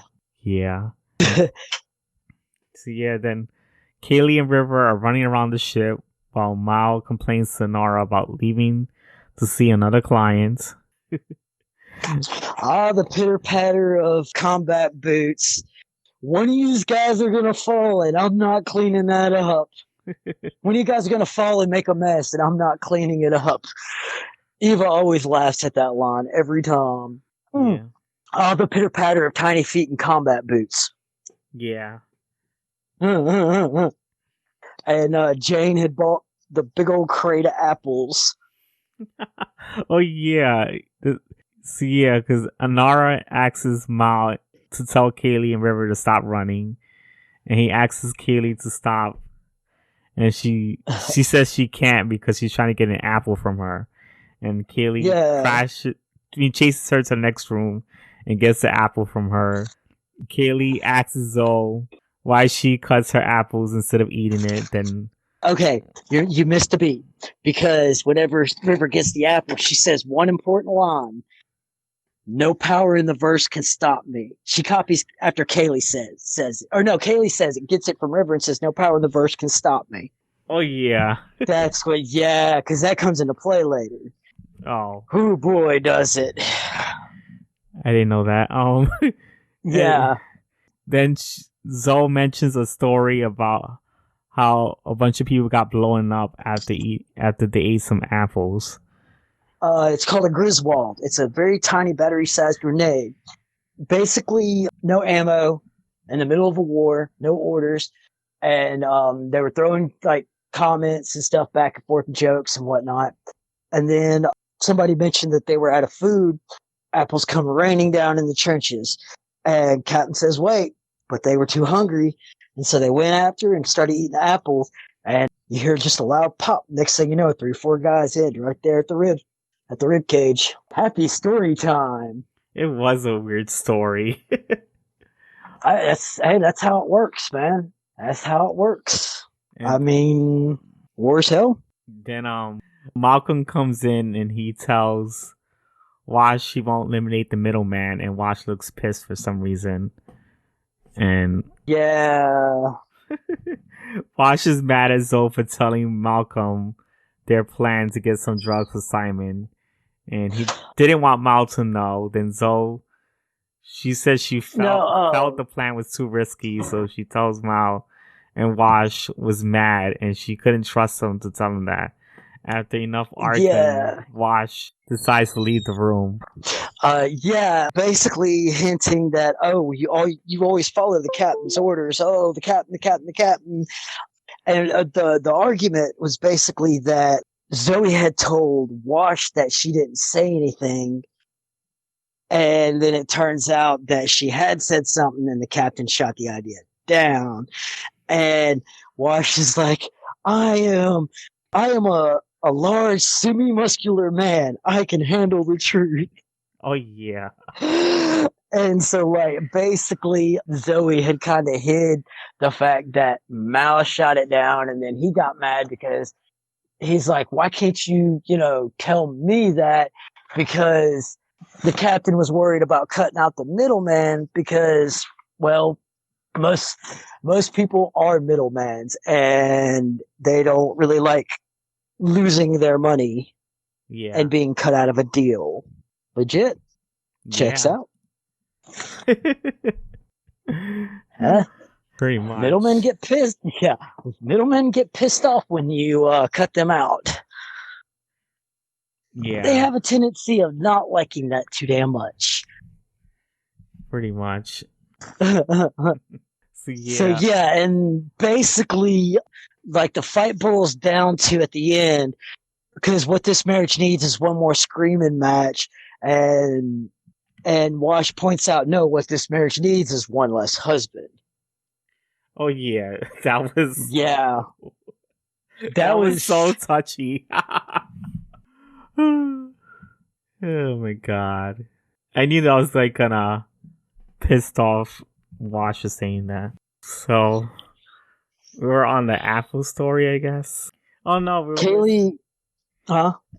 Because I think we did pass the Apple story. We're on. I think so. It was after it was when Wash was arguing with Yeah, okay.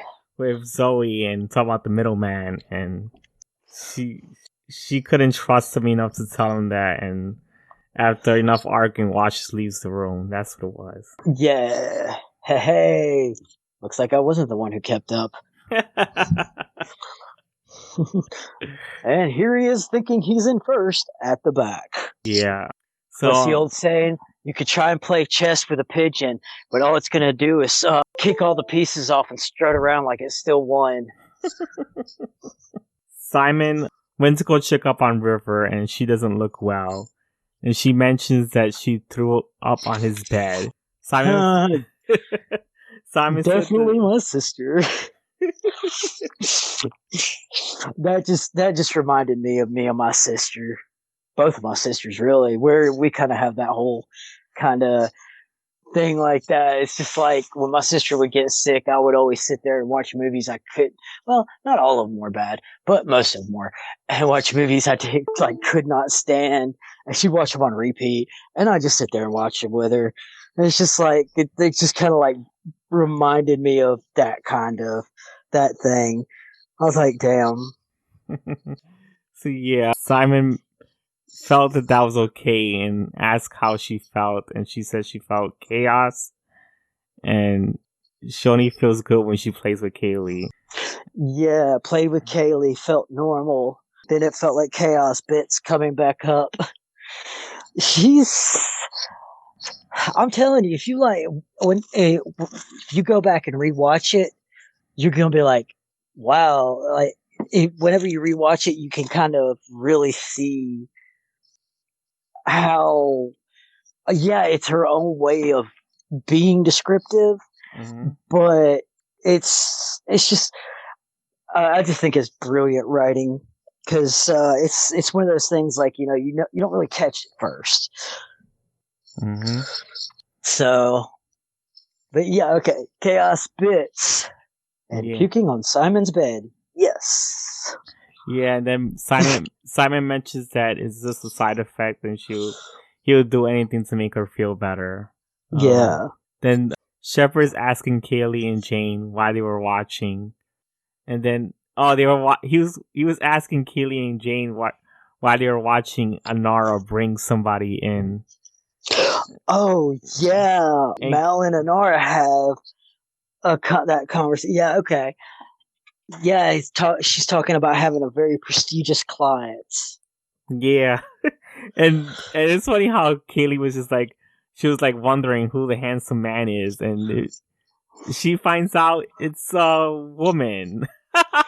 Yeah, and I like how Mal's like, "Hey, how you doing?" He just kind of walks by, and he's like, "All clear," and I like Shepard Book's reaction. Oh my! Yeah, he pulls a George Takei. Oh my! And this is like Jane being the immature man he is. He just say, "Oh, I'm gonna go into my bunk."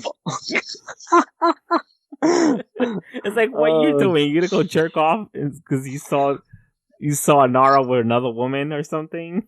Pretty much, yeah, pretty much. He is such a perv.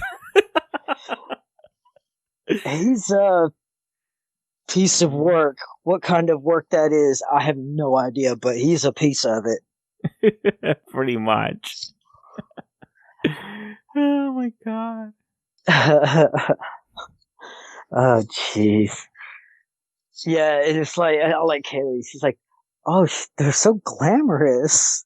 Which they did look glamorous. I mean, you think a Hollywood style couple, you could see that right there. Yeah. It kind of. She's like an ambassador. I don't know. I forgot. Or a chancellor or something like that. Yeah. Waj tells Malcolm that he's gonna take the mission with him instead of Zoe because he feels it will be too risky for Zoe to go there. And wait, I'm sorry. We missed a great line of Simon's. And Shepard. It's whenever they're talking, it's like, oh, I hear you're moonlighting as a criminal now. He's like, yeah, I'm thinking about growing a long black mustache. I'm a traditionalist. I was like, damn, that's yeah. That was great. Yeah. Like Simon's pretty quippy sometimes. Yeah, Not mal quippy, but I could see that. He does have his quip moments. oh man. But yeah, so they find out it's a woman. Oh, I still haven't finished the part where. Oh, sorry. So, yeah, because See, what is it? my train of Malcolm. thoughts fucked. It's okay. Mal asks if something starts here because he's not ready to deal with it, and Zoe mentions that it's okay that she'll stay in the ship for him and leaves, and Malcolm takes his ship to go to the mission area. You know, it's just so funny how Malcolm is once again in the middle of two people arguing. Yeah, that's just like, oh, that's just his like curse and burden right there. Stuck in the middle of an argument that he shouldn't have even been stuck in. Because it reminds me of the whole when Kaylee and Simon were arguing in the earlier episodes. Yeah. Well, I like his response too. And he does like the little bit of Chinese. He's like, okay, first of all, I'm angry and I'm armed. It's like, yeah, I'd probably be saying the same thing. It's like, you guys do realize I have a gun on my hip. Like, This thing can go one of two ways. Let's do this the easy way, please. it's like, get your shit together. Get it all together and put it in a backpack. Yes. That classic Rick and Morty line. Damn, girl. So, have you ever heard the remix song for that? no, I don't know about that. Oh my god. Remind me. I need to send that to you cuz somebody made a remix song with that. It's like, get your shit together. Get your shit together. Put it all in a backpack. It's hilarious. I gotta check that out. I'll send you the link after we get done because Yeah. it's they actually have, and they also do a remix with Mr. Meeseeks. Okay. I'm Mr. Meeseeks. Look at me. All right, I gotta see that then. Yeah, turns out I can do Rick and Morty voices. Oh, I think you have done that. Yeah. Like, Morty, come on, we gotta go. Oh man. No, because my boyfriend knows how to do. He knows how to do Rick's voice pretty well. Yeah, that's what I'm good. Because I mean, I already have like that natural register and that little bit of growl in my voice. So it's, it's not too hard to just jump it a little bit more and add just a little bit more growl. But it's funny when I first started learning how to do it, my buddy Zach, he's like, why the hell does it sound like Rick's been smoking like 2 cartons a day? And I'm like, I don't know. I do like, I don't know, my boyfriend knows how to do the burping sound every time he talks. I was like, yeah, you gotta go. I'm like, damn. My wife does that. I'll be sitting there talking and I'll burp just like randomly. She'll just be like, okay, Rick. Because like I'll just be talking. It's like, yeah, baby. It's like, and just like keep going. Not even like miss a hitch. It's like, fuck it. It's out. Just roll on through. Why not? Yeah. Oh man. It's just funny. It goes to Anara giving a client a message, and she tells her to relax because she doesn't get female clients very much, and she is very special, and the client decides to loosen up and kiss Anara. Yeah. It was just kind of weird to see Anara be very smooth with with the client that she had. Yeah. But I mean, like, she's pretty smooth talking with everybody but Mal. Her and Mal, man, they just like trip over themselves. It's weird. They're both like really smooth talkers, but then when it comes to each other, they're just lost. Because that tension is building up. They have to let go of the tension, and the only way to let it go is if they have sex. Just go rub one out real quick. You'll be all right.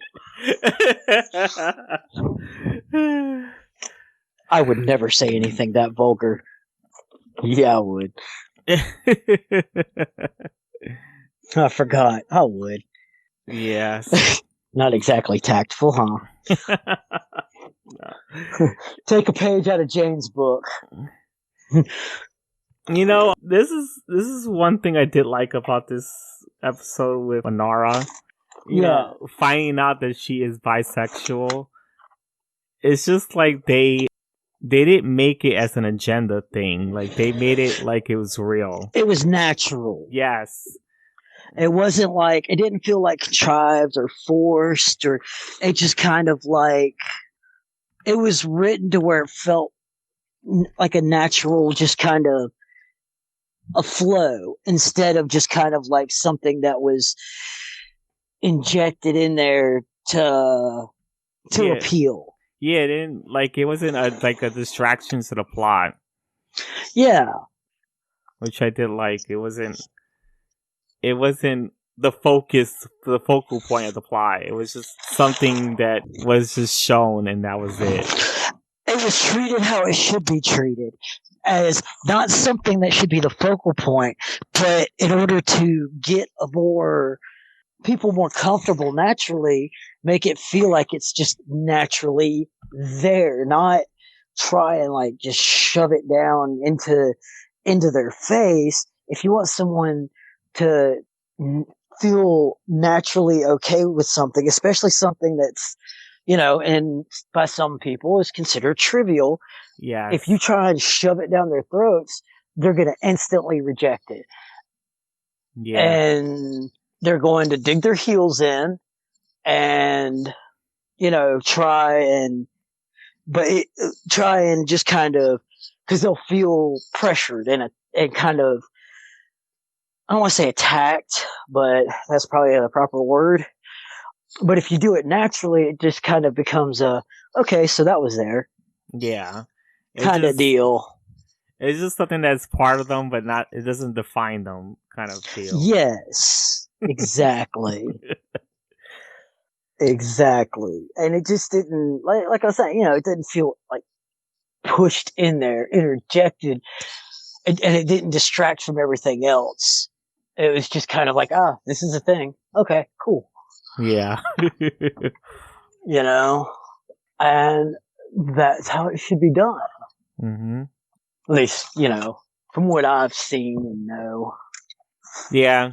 It's best to not let it be the center of attention unless it's something important to the character. Yeah.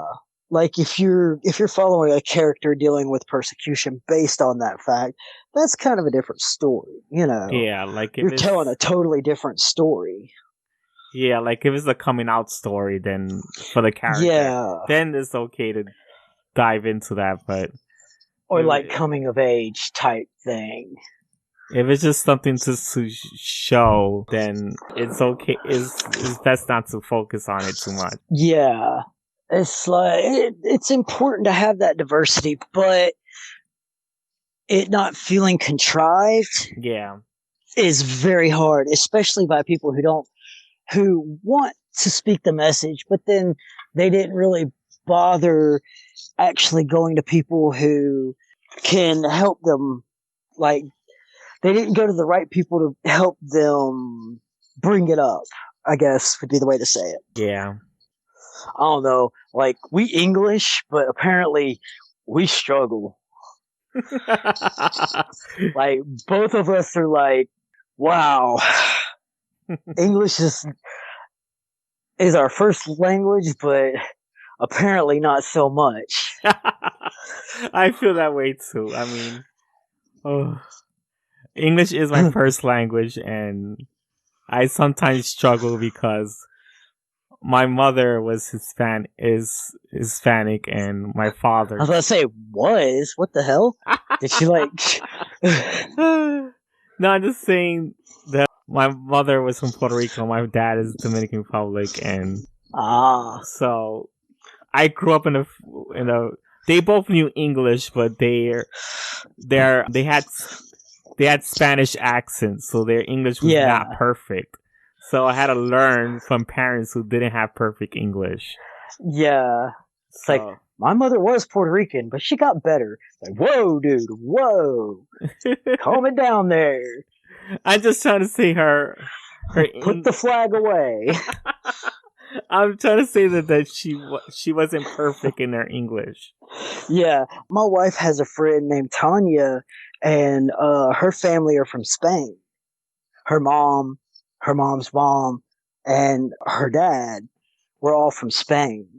And Tanya was, I think she was born in here, but she did live in Spain for a while. But yeah, she was trying to learn English from her Spanish parents.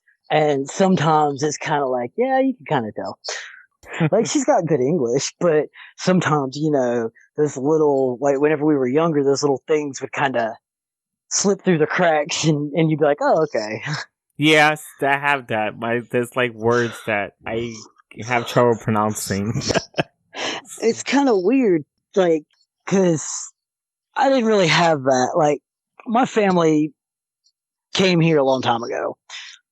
And so I didn't really have that. But, I had a friend who is Filipino, and his parents were Filipino.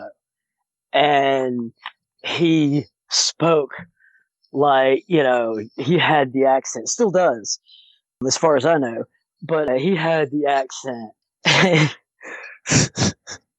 It's kind of funny sometimes because we used to like joke with him and stuff, and he had to try and learn English from his parents, and it's like, yeah, but dude, his parents were cool though.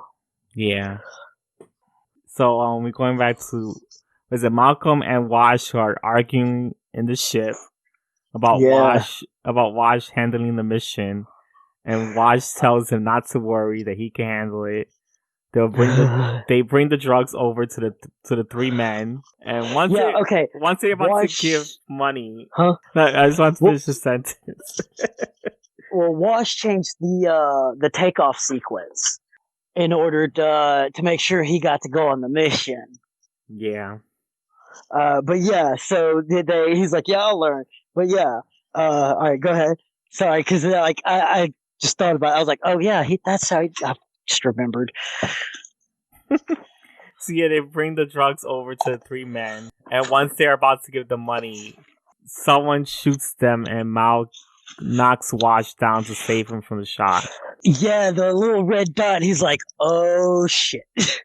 Like you hear Mal is just kind of going, oh, and boom, headshot.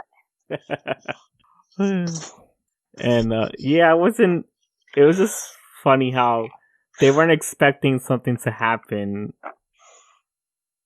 and the whole plan goes derailed by some other thing. Yeah. That was like the last drop too, man. Like that was the last bit they had of it. Yeah. And it's like, just look, your last drop, you pretty much made your money, you're good, and then has to fuck all up. Yeah. And I was surprised how Malcolm reacted quickly and saved Wash from getting shot. Oh yeah. I mean, Wash isn't exactly like a hardened soldier, or even a soldier, or even slightly like rough and tough. He's not exactly a. Oh, what was it that he said? I've been in a firefight. Well, I've been in a fire. Well, I was fired from a fry cook opportunity when they're flying down to the planet. That was I like that one. That was a good joke. Yeah.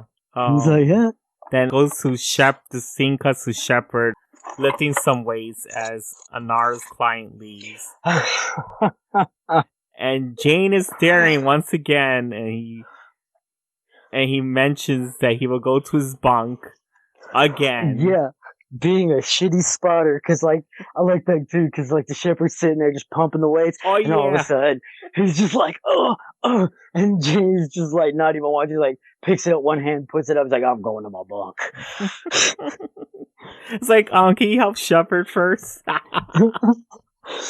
Dude, I don't know if you've ever lifted weights and had that happen and it fall on you, but dude, that hurts. I've had that before. It's not It funny. It's hurts. not fun. No, it is not. Oh, I mean, it's funny when it happens to somebody else. Yeah, but when it happens Not to so you, much. Yeah. Not so much when it happens to you. That's when the joke gets a little less hard. yeah, and then someone has to help you pick it up. Yeah, that or either you have to tip it off. And that hurts even worse. Put all that weight on one side of your wrist. Oh, God. I don't even want to think about it now. Yeah, It's like, because this happened to me when I was in high school. I was taking weight training class. Yeah. weight training. Hardcore weight training. It wasn't really hardcore. It's Uh, just, you know how it is in high school. You try to show off and yeah. he, Well, see, my big regimen was legs, and then kind of like upper body. It wasn't necessarily arms. It was more like upper chest. That whole area. Legs for soccer and hockey. yeah. So unless you get in a fight, then having larger arms can be helpful. But So, yeah. Then Zoe calls Jane to go look for Mal and Mal and Wash because she feels like so Zoe calls Jane to go look for Mal and Wash because she feels that they have been gone for too long, and then Shepard tells Zoe that he's going with them. yeah, saying like it should have been a simple drop off, and they've been gone for a while. Yeah. That's when shit like you're in for a bad day. It's like, so what's going on? They've been gone for a bit too long. Shit. So need to bring the good bullets, huh? Yeah. Jeez. Yeah, Zoe lets him go after enough convincing, and they arrived to see the dead men. Zoe figures Yeah. out who got them after looking at the drugs, and she Yeah, sees where they have gone. Shepard points out the fact that it's not just like a regular ship.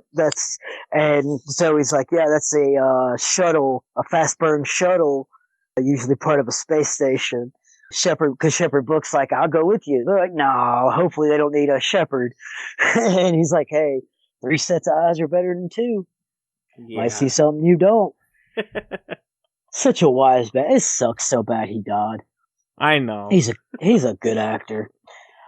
But yeah, and then he's just like, I might see something you don't. Mm-hmm. Always the wise one, the Shepherd. Always the wise one. So yeah, so the fast burn shuttle, and they figure out it's Niska. Niska's back, ladies and gentlemen. And he didn't come for the disco. Yeah. The guards take Wash and Mal to the trap blindfolded, and Malcolm and Malcolm and Wash are anxious or scared of what's going on and where they are. Well, Wash is. Malcolm's kind of trying to figure out what the hell, trying to figure out who got him, and he's trying to like suss out the situation. And Wash starts to argue with Mal about how he can take Zoe in a dangerous situation, and he feels that Zoe is supposed to obey him, so she must. She swore to obey. Well, not so much. Jeez. But yeah, she don't seem like the type to be the obey a man type. I know. It's just weird that it's just funny how Wash was expecting that, and it's just like, no, come on, you know dude. he's not. he's just kind of like he's just kind of spouting, and he's just kind of like I his I saw it more as I don't really expect her to obey per se, but it's just like you she obeys, you she listens to, me it just kind of he just felt casted aside. Yeah, but it's just funny because Malcolm says it's not true because there's plenty of things that she didn't obey, like marrying Wash. Mm. It's like name one order she didn't listen to. She married you. Yeah, I love that line too. Yeah, because Wash is just like wait what? It kind of like hits him back for a second. Mm-hmm. Okay, that sounded like a monk bell. Hey, I heard the bell. I was like, what was that? It's these copper dipping bowls I have. Oh. Yeah, they're really awesome. I love them. But it just kind of like tacked a little bit on the side of the cabinet. Yeah. And it's like, ting! Dinner. But yeah, like, I mean, Zoe's just kind of her own thing. But I get what he's saying, though, because, like, it does kind of seem like she pretty much goes with the captain every time, all the time, and after a while that can get kind of, I don't know how to, like, it can make you just kind of feel like, well, why doesn't, it's not that she obeys everything, it's just kind of like you feel like you're not getting the same respect. Yeah. It's not necessarily obeying, it's about like he feels like he's not getting the same amount of respect because she seems so busy trying to protect his feelings and not just flat out being honest with him, and that can put that could be pretty stressful. Mm-hmm. Sorry. Yeah. I got you. So like, I get it, because like me and my wife, we've had fights like that, and it's just kind of like, or like she'd be like, well, it just kind of seems like you're hanging out with your friends so much and not so much with me, and you just kind of feel like, well, am I as important as you say I am? Yeah. But that's just my view. So yeah. Did you apply the cortical electrodes? Booyah, said it. See, I wasn't thinking about it that time. So yeah, the villain, I mean, Nishka comes in and takes Miles' blindfold. It goes. Yeah. It cuts to Zoe talking with everyone about the man who captured Malcolm and Wash. So yeah, she comes up with a pretty good plan too. Yeah, so thinks that if she doesn't come back, then the team should just leave because no one knows where. There's no knowing that he'll be after them, and she leaves. Yeah. Basically, if he decides he's willing to kill me, there's no telling what he'd be willing to do to you guys. Yeah. So, I mean, yeah, because she comes up with the idea for them to basically take all a bunch, like the money they had left from all the sales they made, and try and buy Wash and Mal back from them as like restitution, I guess, for his reputation. I need to learn the English. That's okay. Yeah, Malcolm and Wash are getting electrocuted by the trap, and Malcolm talks to Wash about how he doesn't have like having relations in the ship because they can cause trouble. Yeah, it just tends to complicate things, which is true. And that kind of like proximity type working together. That's true. It can cause a lot of problems. Mm-hmm. So yeah, and then of course Mal, God man, dude's beast. I mean, dude's just straight up beast.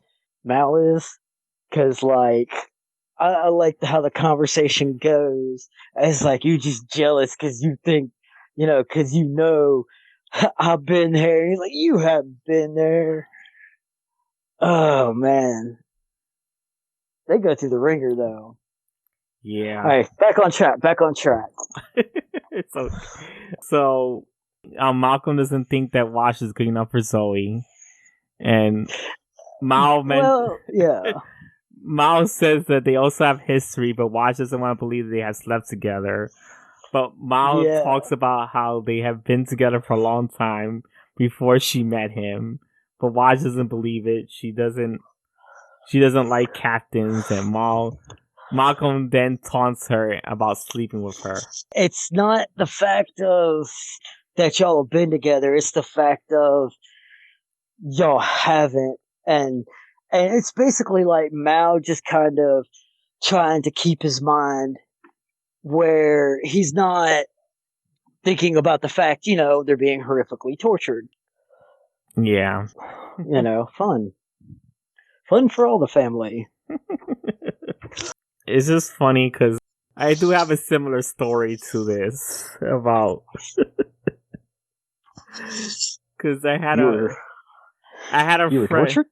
No, it's just like there was an argument between me, my friend, and my boyfriend at one point in time because there's one thing my boyfriend started noticing that my friend has feelings for me, and then he thought that I was interested in my friend, and it's like no, I because I ended up breaking the friendship with this person, and That's always a fun battle to fight. yeah, because my friend had feelings for me, and I was never interested in that person, and it was trying to interfere with my relationship with my boyfriend, and I just didn't like that. Yeah.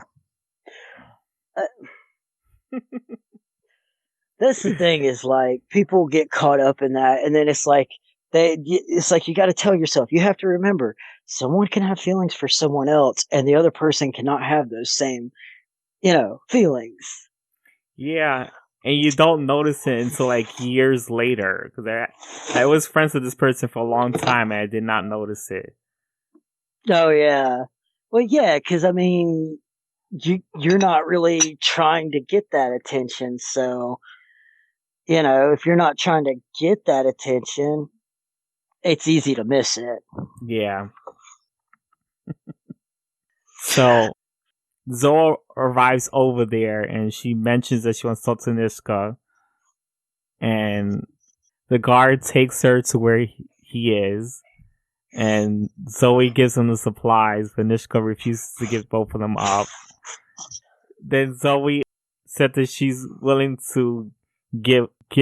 No, Nishka was saying that he was willing to give one up. Yeah, he's like, I'll only give one up. Oh, no, you have to choose. I don't know. I don't know why I sounded like the count. One, ha ha ha. Two, prisoner, ha ha ha. He I don't sounds know why. similar to that. He's like, now you must choose. And she's just like, him. Yeah, Points just straight to Wash. Oh, you were gonna make me choose, weren't you, dude? She just like, but yeah, the captain pays for that one. I kind of figured she was gonna pick Wash over Mal. Oh yeah, I mean, because she knows. Of course, she knows. First of all, Mal can handle that, and that's her husband, man. I mean, you can't really fault that choice. Yeah, Wash is so much not. He claims he could defend himself, but he really can't. But the thing about Wash is he is tough in his own way. But his main his main thing is loyalty. He's loyal. You can trust him. You know, he's a good person. Yeah. He's not gonna just pull a Jane on you and just one day turn in part of your crew. Or at least try to. And apparently Nishka thinks that the money is too much, which is kind of Yeah. weird that he didn't want to take the money, but okay. No, he did take the money. Oh yeah, he did. But yeah, he took the money, but then he gave her change. Yeah, he gave her Malcolm's ear. Yes. It's like, oh, you paid too much. I feel like I must give you change. I feel like this is too much. You should get some back. And just like, whoop, straight up dices his ear off. I was not expecting that. I was like, woo. Youch, youch. Yeah. It reminds me of an old skit, or what was it? Oh no, Reservoir Dogs, where the dude cuts the other dude's the cop's ear off, and he's like, "Hello, hello, can you hear me?" I don't know why it would have made me think of that. Well, I mean, obviously I know why. Quick slice of the ear, but it made me think of that scene. I was like waiting on Niska to start talking. Hello, you'll see what you made me do. Yeah. It's like, wow, some retaliation there, buddy. Like, you stepped on my grass, so I'm gonna cut off all your toes on one feet and cut off one of your hands. Wow, okay. Can we kind of back it up a little bit first? You're kind of jumping right in there, aren't you? Yeah. But yeah, so like now we have an earless or a single-eared Mao. And Zoe with an ear that she sticks into between her titties. I was like, that's a strange place to put that, but okay. Do you not have any pockets at all? Like, where did all your pockets go? I know you got to carry ammo around, right? So Yeah. I mean, she's got like a lever action, basically a lever action short rifle. It's like the style that they had, I think, a Remington short rifle. So I mean, you gotta have pockets for ammo, right? Yeah. Let's just like put that right there between my sweaty titties, and let's see if we can get an infection going. That's very unhygienic, Zoe. Yeah. A memento. So Zoe is trying to hold on to Wash, but as he falls, he mentions how Malcolm saved Zoe from a war, and he didn't realize how much he cares about her until now. Yeah, and you told me, I like this because it really does like say a lot. It's like, you told me the stories, but he's crazy, he's insane. And he's like, and she's thinking he's talking about Niska, and she's like, oh, you mean Mal?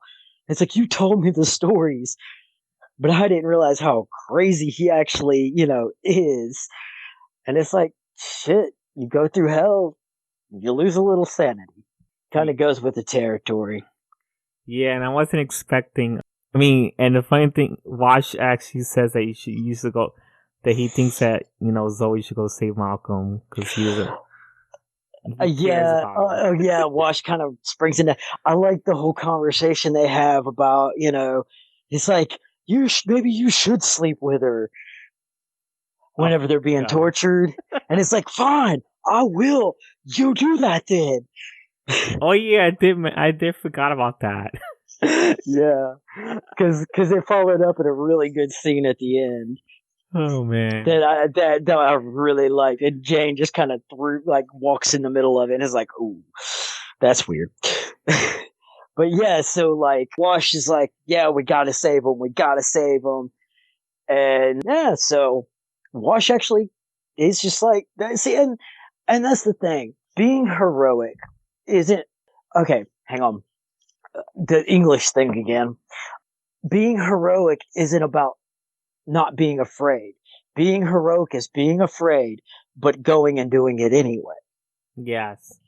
And that's Wash. Like, Wash really showed that kind of heroic,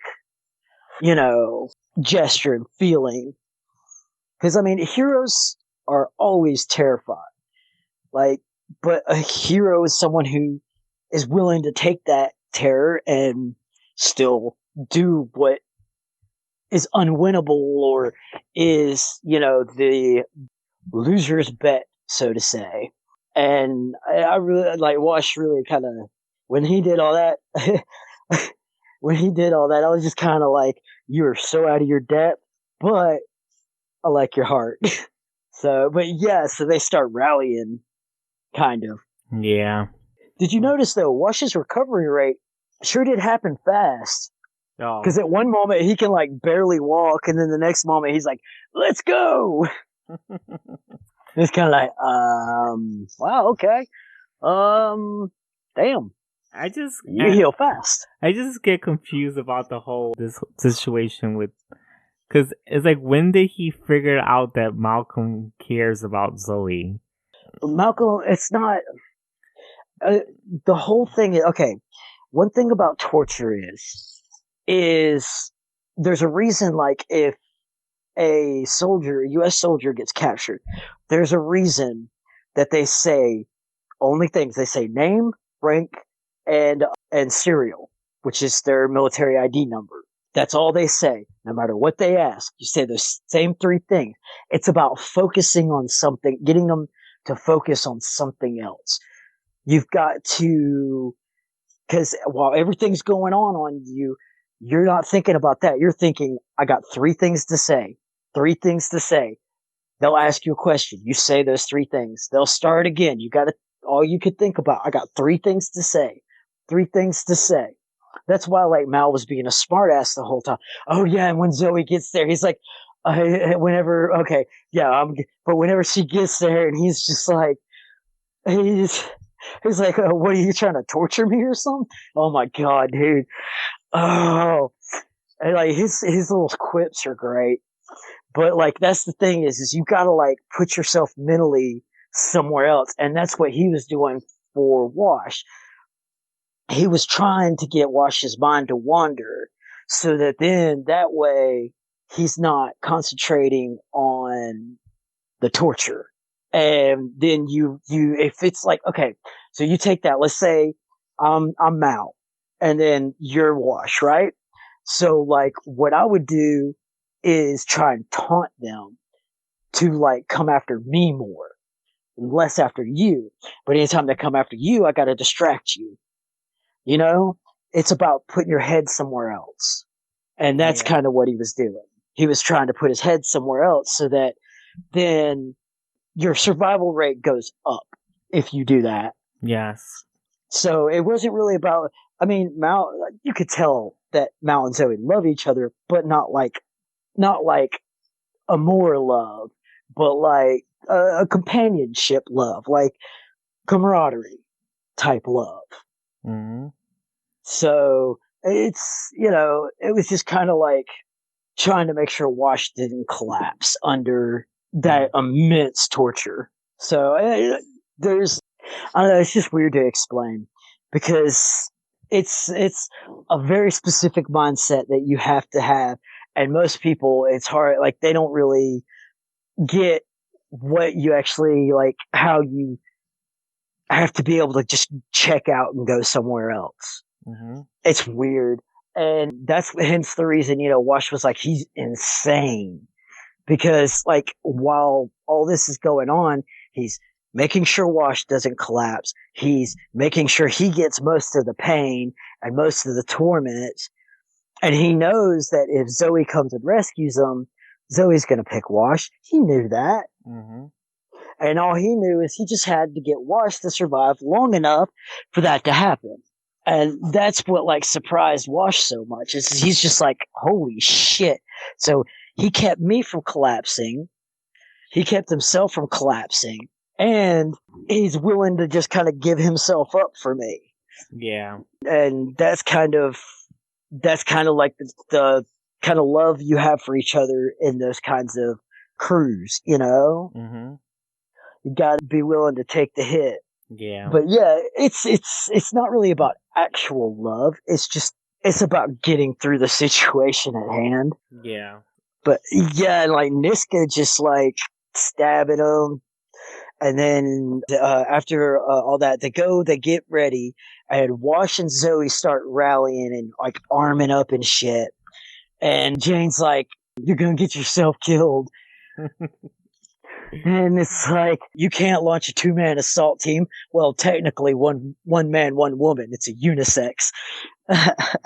Yeah. And then he uses the really corny "no man left behind" line. And there's ways to use it, but most of the time it kind of comes off as really corny. And it's like, Kaylee's like, "Can they do that?" Jane's like, "No." And everybody just kind of like starts. Oh yeah, they walk in where the lockers are, and everybody's like arming up, and Simon, Kaylee, and the shepherd picks up that big ass fucking that big ass rifle, and he's like, "Oh, this will do the trick." Mm-hmm. I'm like, "Damn, dude, really?" And I like Zoe. She's like, "The Bible sure got some pretty clear things to say about killing." And he's like, "Yeah, but it's awfully fuzzy on the subject of kneecaps." Yeah, it's fun. It does. I do like that part where she asks him about him being a preacher, and he says, "Oh, how the Bible has something against kill," and she mentions how about the Bible has something against killing. But he says they never mention anything about shooting the kneecaps. Yeah, no, yeah, it's awfully fuzzy but it's awfully fuzzy on the subject. I was like, dude, Shepherd, fucking okay. A bit of a spoiler, but Shepherd it's not covered in the show. It's covered in a comic book. Oh, But Shepherd's past was actually going to be revealed, and they did it in a comic book. And you find out a lot about him, and you find out why he became a shepherd. And it's a pretty grim story. yeah. And so, I mean, he knows how to use a rifle. He knows how to kill people. He knows how to defend himself. Oh, that's interesting to know about Shepard. And because whenever the battle scene comes up, you actually see he's like, I mean, he's just straight up. He's not killing anybody, but he's taking guys down. Yeah. And yeah, so everybody like arms up. And then I like it. Jane comes in here. That little cock on his, it looks like AK-47 type Mm-hmm. rifle, I think. It's kind of really done up, so it's kind of hard to tell. But it's an automatic rifle. Yeah. And it's a machine gun. It's an assault rifle. And yeah, and everybody looks at him. He's like, "What?" So I was like, "Yeah, there you go," because Jane's gonna be like, "God damn it, now I got to go in and fucking do this." Oh yeah, and there was a part that when Zoe shows everyone Malcolm's ear, and Oh Simon mentions yeah, that he can sew it back on because it's like, is that somebody's ear? Oh jeez. yeah, because I think everyone was like questioning if you can actually sew that back in, and Simon's like, yeah, I can do that. So yeah, it's a clean cut. I mean, just like any doctor would be like, well, I mean, it's a clean cut, so as long as there's a body to attach it to, like he said. Yeah, it's like when someone's thumb get cut off and you can reattach it. Yeah. Oh, have you ever seen the people who have they lose their thumb or something, like their thumb gets decimated, and then they take like a big toe? Oh no. Yeah. And it gives you can have an opposable thumb. It looks really weird, but it works. Mm-hmm. It just, it looks a bit odd, Yeah. but they have an opposable thumb. You never realize how great it is to have an opposable thumb until you lose it, from what I'm told. No. Oh I used to work yeah, with a dude who you lost one in a factory accident. because I heard that thumb is very important. Yeah, it's pretty important. It's one of those things you don't realize how important it is until it's gone. You're like, oh damn. Yeah. So, but yeah, as long as there's a body to attach the ear back onto, you should be okay. Yeah. So like, and man, Wash is flying going up there. That was cool too. But yeah, so everybody like arms up, everybody's rallying in. Because there's a part where Niska taunts Malcolm as the guy's getting ready to, as he's gonna get ready to pull another part. Oh, he's like he's gonna make it last as long as he can. Like, and don't want you dying on me yet.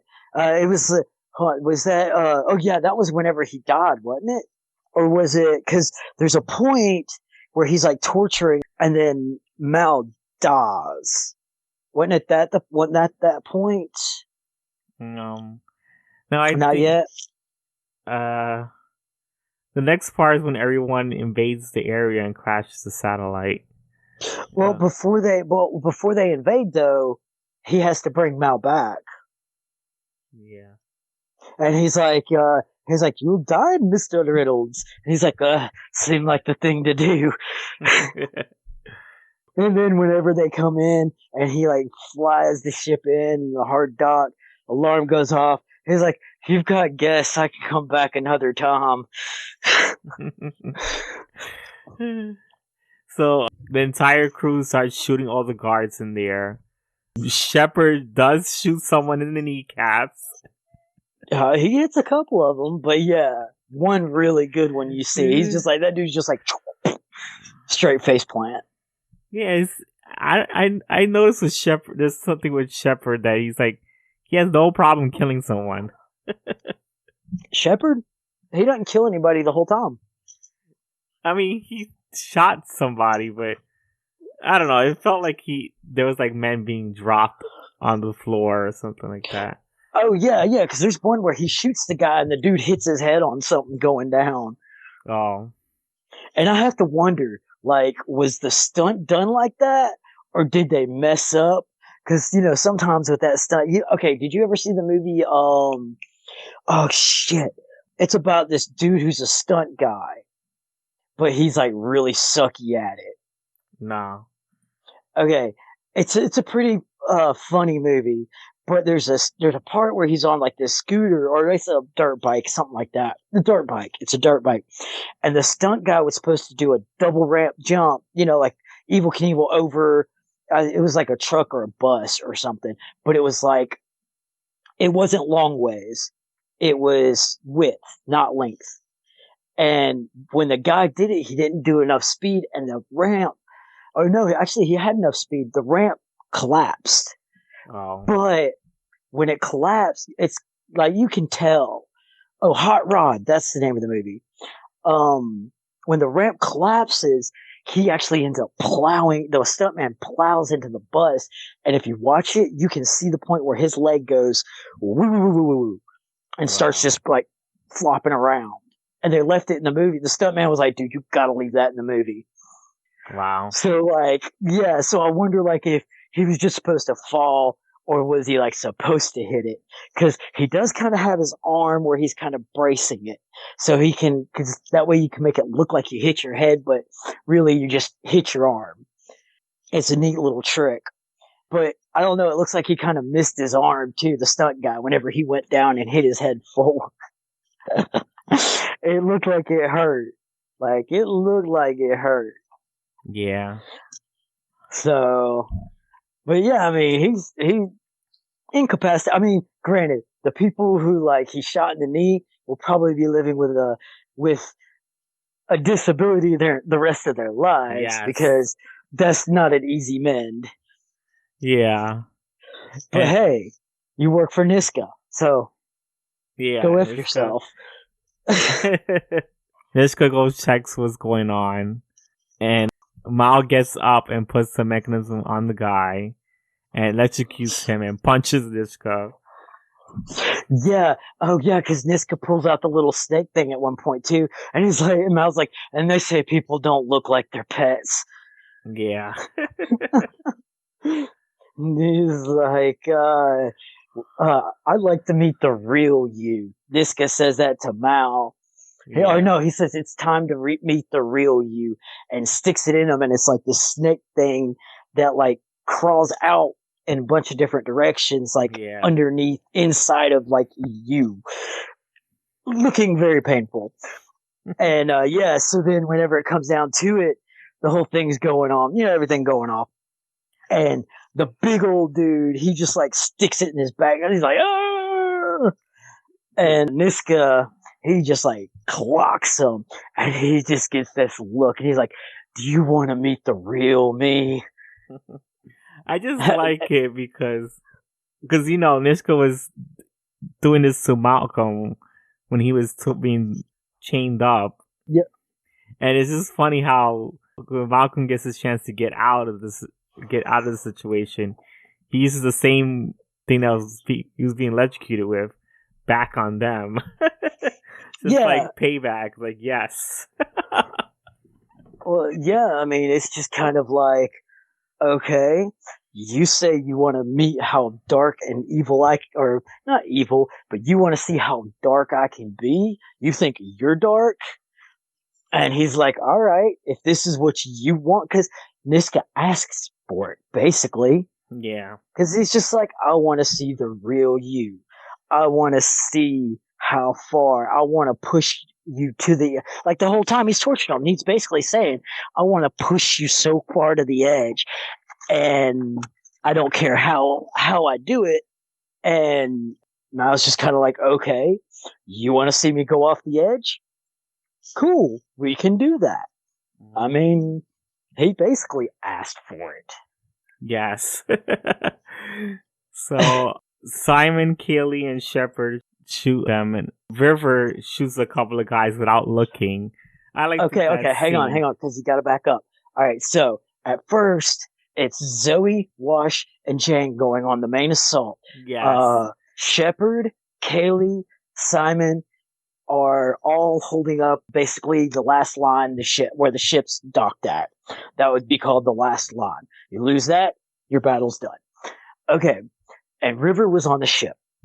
So basically, Shepard's kind of, making sure nobody gets up on the last line, and they end up needing him. So he has to go up, and guys start coming in, and Kaylee can't shoot. Now, Simon, he's popped a few shots, but apparently, in all that doctrine, he never like went to a gun range, apparently.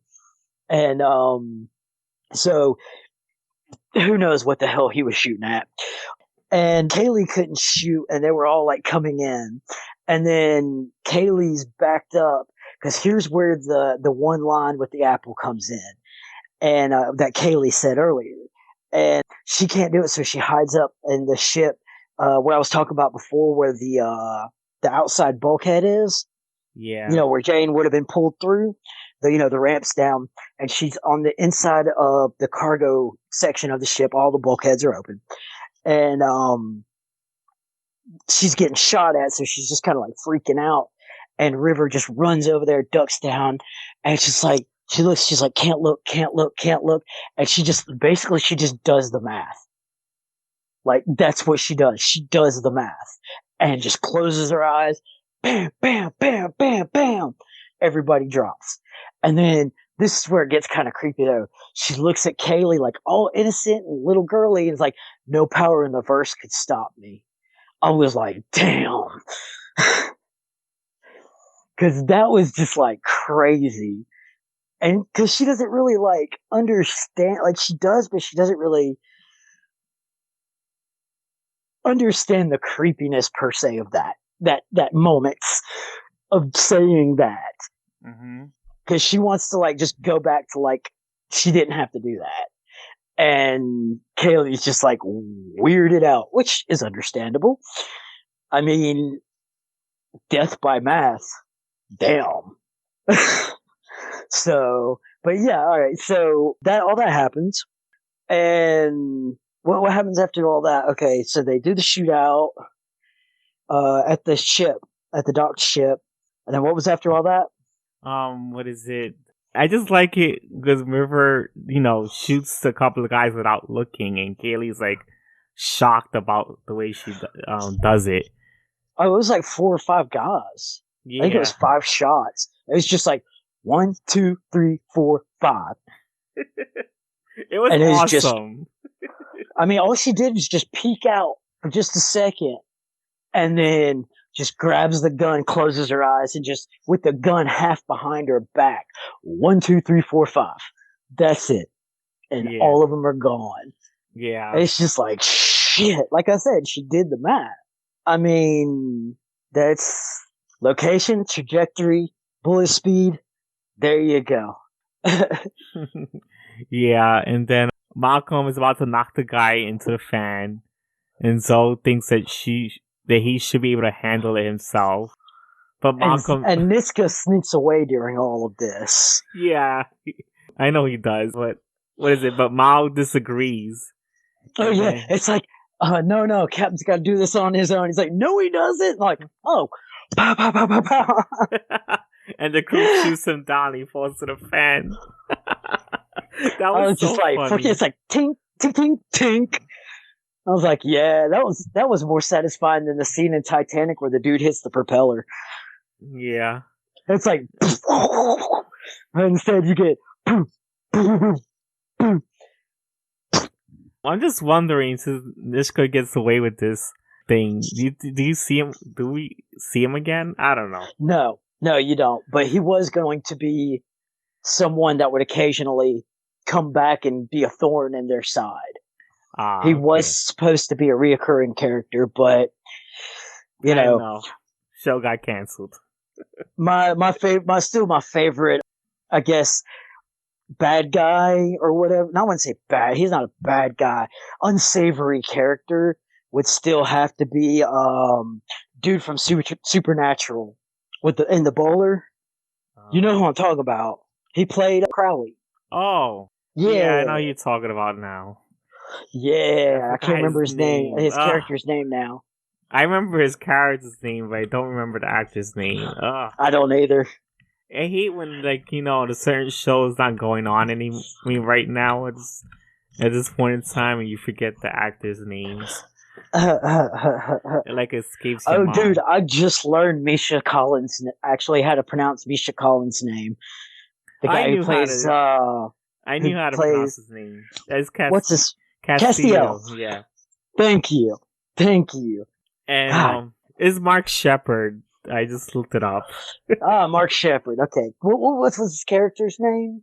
It started with a B, I think. Oh God, I don't remember. What Jesus. character? Do what? No, you saw about a character. It Yeah, starts what's with his a. character's name on Firefly? Oh, the character he plays on Firefly. It's like, you see, our brains are escaping us. I know, right? Oh my god. That motherfucker's on the lam. It started with a B, I think, or oh Jesus. Uh, I'm trying to look here in the IMDb. Oh, it's Badger. Oh, Badger. Hey, I got the B right. yeah. Wow, one letter, rocking it. So whoosh And from downtown and a total miss. I do like his bowler though. I love bowler caps. Those things are awesome. yeah. I don't know why, but I love bowler caps. And then the crew they go back to Serenity, and Miles disappointed they had let Nishka go. Yeah. And he asks Simon if he shot anyone, but Shepard says he don't think he ever did. Oh yeah. He's like, so, doctor, how does it feel to shoot somebody? How does it feel after your first battle or something like that? He's like, I don't know. I've never shot anybody before. And the shepherd's like, I was there, son. I'm quite sure you still haven't shot anybody. I was like, zing, Poor Simon. zingers. The shepherd's got him. And River is walking by Kaylee, and she has a scared look in her face. Yeah, Kaylee's like avoiding the hell out of River. Yeah, after that shooting scene, she's like definitely scared. I don't, and I really don't think it was the shooting that bothered her. I just think that like she just like popped right back to that innocent look with that no power in the verse can stop me. That was a little chilling. Does that bother Kaylee in the future? I think. I mean, Yes. Okay, so I'll have to look forward to that. Yes, it does. It does come up. All right. It comes up. I think next episode it'll come up. Yeah, it leaves her unsettled. Okay. It takes her a minute. It leaves her unsettled, which it's Kaylee. Of course, it would leave Kaylee unsettled. So she's just like that. She reminds me of my wife so damn much because she's just like that. Hope for the expect that everybody's got good intentions and always be chipper and always try and be sweet and be kind, and if somebody's sad you got to make them happy, or at least got to try and cheer them up. I won't say got to make them happy, got to try and cheer them up. And that's just like my wife reminds me of her so much because so someone like that, something like that little incident is unsettling. Yeah. Especially considering River's like what, maybe 14? Supposed to be like 14? Wow, really? I didn't. Yeah. She's know. younger than Simon. Simon is, or she may be about like 16 or so, but she's not even 18 yet. Simon basically he was like one of those, the youngest ever to graduate from medical school at Doogie Howser graduated from medical school type. Like whenever he got out, he was like just turning or getting close to being like 20 or in his early 20s. Mm-hmm. And he was going to be, he was supposed to start becoming head surgical chief or chief of surgery before he was even like 22 or 23. And then River's like a few years younger than him, or several years. So she's like maybe 16 or so, 15. So like this 15-year-old girl just went 1, 2, 3, 4, 5 without looking, and then was just like nonchalant about it. Mm-hmm. So yeah, that could be a little unsettling. Yeah. Then Zoe is preparing her meal for Wash. Oh yeah, wife soup. Yes. And they kiss and make up, and then Malcolm comes in and mentions he mentions that Wash said that he and Zoe should sleep together. Take me, sir. Take me now. Jane walks in. Something about that's just downright unsettling. Yes. It was so fucking funny. Oh yeah, and then she's like, "Come on, we're going to our bunk," and Val's getting ready to sit down, and Jane's just like, "Ooh, soup," and just hits him in the stomach. He's like, "Oh." Yeah. Oh yeah, and the ear attachment. And it's like, "Are you sure it's gonna stay on?"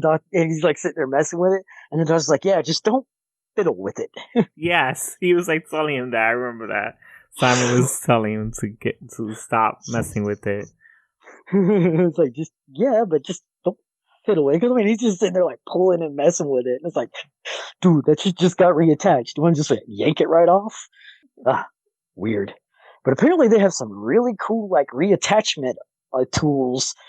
So, because the client that Anara had got the hospital there to lend them the tools to reattach the ear. It's supposed to be some kind of artificially grown cartilage or something, and they just reattach it with the new cartilage. But it looked like it was a acetylene torch or a tack welder or something. Yeah. And I was like, wow, damn, that's a pretty good job using a tack welder. So yeah, I don't even see your solder lines. So yeah. Oh my god. I really did enjoy this episode. Yeah. Then you see Mal's dark side kind of pop out. Mm-hmm. And this ain't even in the movie. There's a point in the movie he just kind of has to lean into it to do the right thing.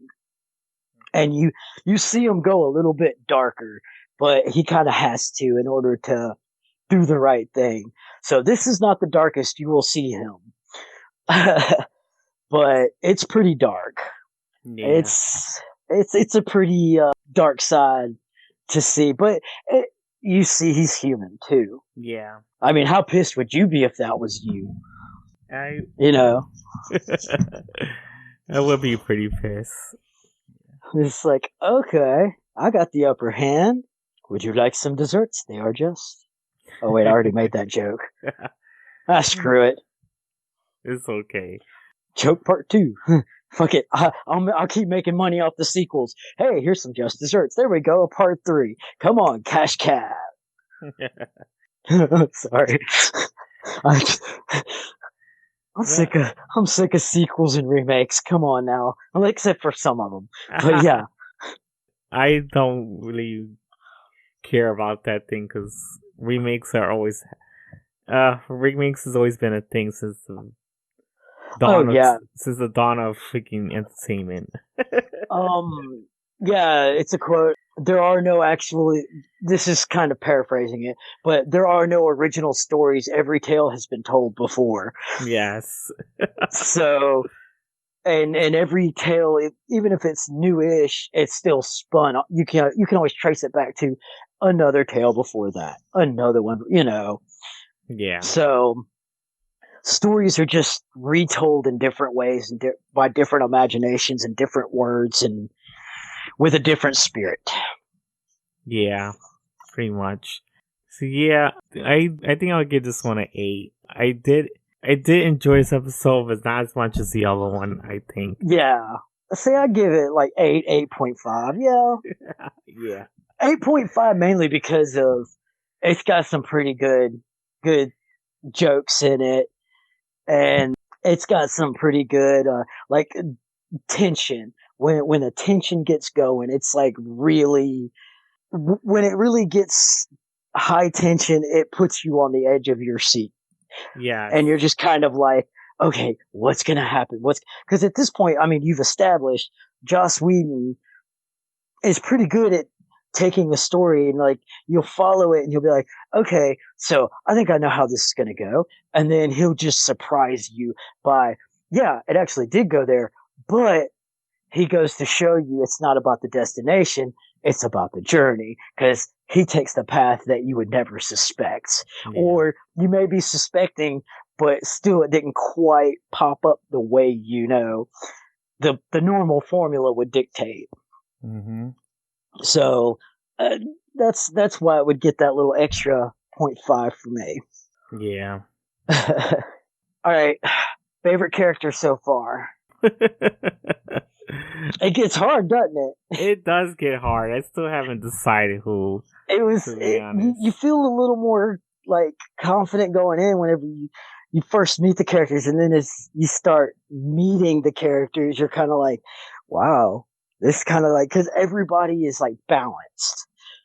Yes, I do see that. They all balance each other. It's like you can't really like. Would you want to really follow the story told about any of these characters singly? Like it wouldn't be that as good. They just kind of all balance, and the way they react together and interact together, it's just like, I don't know, it's hard to really just kind of prefer because everybody has their moments. So you're kind of like, damn. So in this episode, yeah, this one was my favorite, but in this episode, I kind of like but Mal's still my favorite. I like quippy retorts and smart ass remarks. I mean, it's more than that, but Yeah. You there? Okay. I was like, I'm here. No. Sorry. No. Yeah. My brain was somewhere else for a second. So, if you could please come in on Saturday. Yeah, sorry. You just like totally off the space there for a second.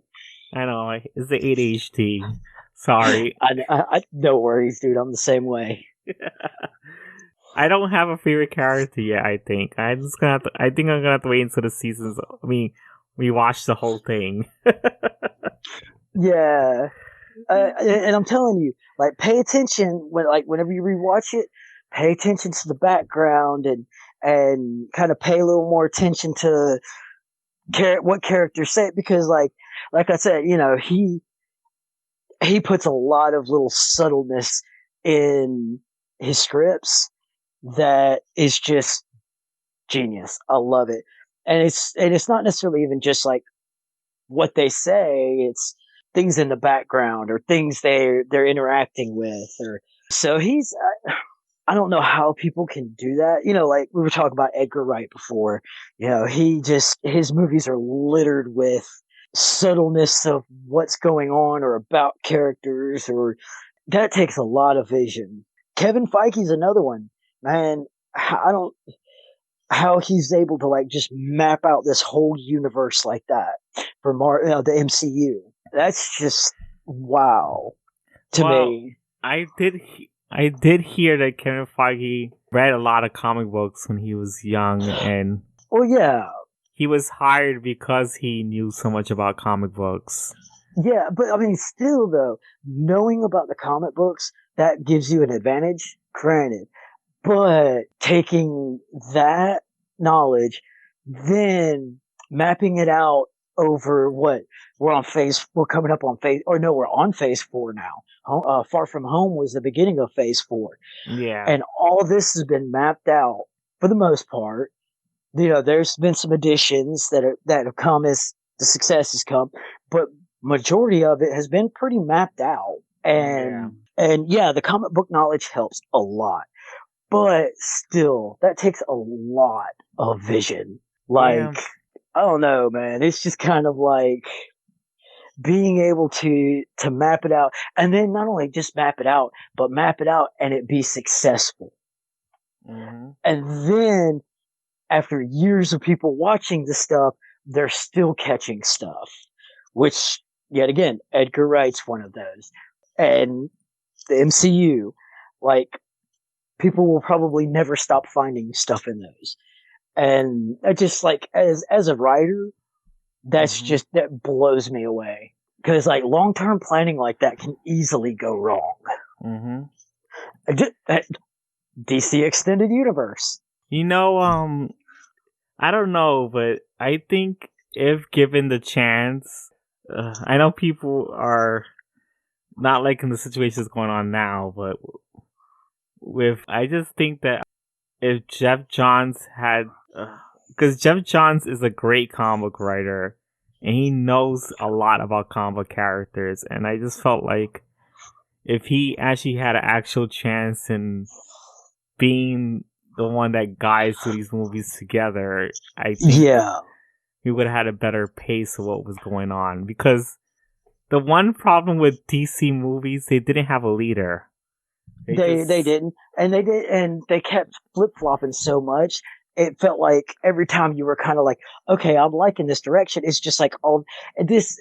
The DC Extended U is a perfect textbook example of the higher ups of a studio getting involved in something when they should have trusted the artistic vision of the person who not only knows the material, is a fan of the material, and you know knows not only just how to appeal to the base of that fandom, but also being able to widen it out to get a bigger audience. yeah, I just think that I think the higher ups at WB is what Yeah, interferes with goes on with everybody else. And I yeah. think that's I the mean, main they issue were jumping here. in all the time to make changes. Yes. And maybe that's what caused everyone to get frustrated, and maybe it's been misinterpreted as abuse and I mean, uh, think about it. bad You're behavior. trying to build a vision and tell a story, and you know the story you're trying to tell, but then every time you're trying to do it, and you're getting your vision going, and not only that, your vision was completely finished, and then they come in and you like it, and then they keep coming in not only during the original attempt to finish it, but then on your attempts to quote unquote fix it, and just like basically bumbling the whole thing, and just like this thing you've built and worked hard on, all you can do is just sit here and watch them basically anal rape it and pour sugar in the gas tank. Yes. I mean, that's exactly what happened with the DCEU, and then also it was really forced, and I don't think that's necessarily the artists, the the creators, writers, etc. I don't really think that was their fault either, because a lot of them were speaking up about, you know, we need to stretch it out and not, hastily try and throw this stuff out. Because I mean, at this point, you're just throwing stuff and seeing what sticks to the wall. I, I think there's like a lot of bad management goes on with WB, and sadly, AT and Fox T, too. Well, formerly Fox. AT&T buying WB did not make the situation any better, because I'm hearing that they're also not being good people either. It's like they're they have HBO now too. I know, but I just because And they're kind of, from what I hear, they're kind of doing the same. AT&T's kind of doing the same thing to HBO. yeah, they're fucking up HBO Max, and they want to sell WB games. It's getting ridiculous. Why and like, why are you? I mean, it's a money grab. I know why, but they're like, okay, well now we're gonna have they're gonna pull the Marvel Plus or Disney Plus thing, and they're like, oh, well, we're gonna, even though we have all these streaming services already, that we could stretch it across different ones and get people to get the more full packages. Oh no, we're gonna charge a full price for the DC streaming service. So it's just a shameless cash grab too. Yeah. And comic book fans are not ones you want to piss off. They're not ones you want to turn your back on you if you're wanting their money, because they can be vicious, they can hold a grudge, and they can be non-forgiving. And also, because I know that they were like removing the DC movies out of the streaming service. I'm like, what are you doing? Yeah, so they could put them all on the DC streaming service. Can we just have That's why they did that. Can we just have everything in one package? See, and I mean, at least with Disney Plus, number one, they hooked up with some other services in order that it could be part of a bundle. But then also they're saying, okay, we've got all this original content. You're going to have all the Disney content, and then you're going to have the Marvel content, and then a lot of these other properties that they own. And they're like, it's like, yeah, you can just get that streaming service, or you can get it with some other stuff too. I mean, at least they did, because with DC streaming, it's standalone as far as I've seen. It's standalone, so you have to pay no, Disney Plus is like $14 or something, $14.99 I think, and then standalone, and I think DC was something like $8.99 or some shit like that. Yeah. And it's like, and you have no choice if you want that content, and that's the only place they're releasing it. If you want that content, you have to pay that fee. And it's like, you should have bundled that with like HBO or, something like that. Or, at least partnered up with like, one of those other services like Sling or whatever. Because I heard they were going to combine everything, but then some people are telling me, because I haven't got HBO Max, some people are telling me you're only getting some of things. You're not really getting the whole package. It's just... Right. There's some of them that are like that. HBO has been known to do sneaky stuff like that. Thanks, and then with WB. AT&T will straight up, like, dude, if you look up about like how much people get wrongly billed, and then AT&T just doesn't care. They do it on purpose. That's part of their money making model, is to rip off their customers. Oh, wow. Comcast is just as bad too. Companies are terrible. Yeah. See, that's why we don't get TV. We only do streaming services. That's it. And like, we cycle.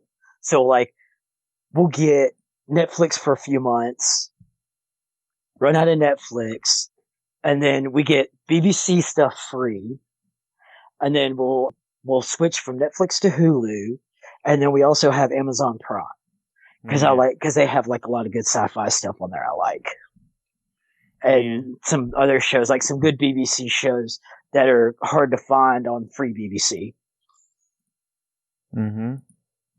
So yeah, I'm now. I mean, I have Hulu, Netflix, and Prime, but I'm also sharing Disney Plus with somebody. So, Yeah, we're once they start releasing like their shows and all that stuff for Disney Plus, once they get more content on it, Marvel content that I'm wanting to see, we're planning on getting Disney Plus. We'll binge it, and we have Amazon Prime, and someone we know has Hulu.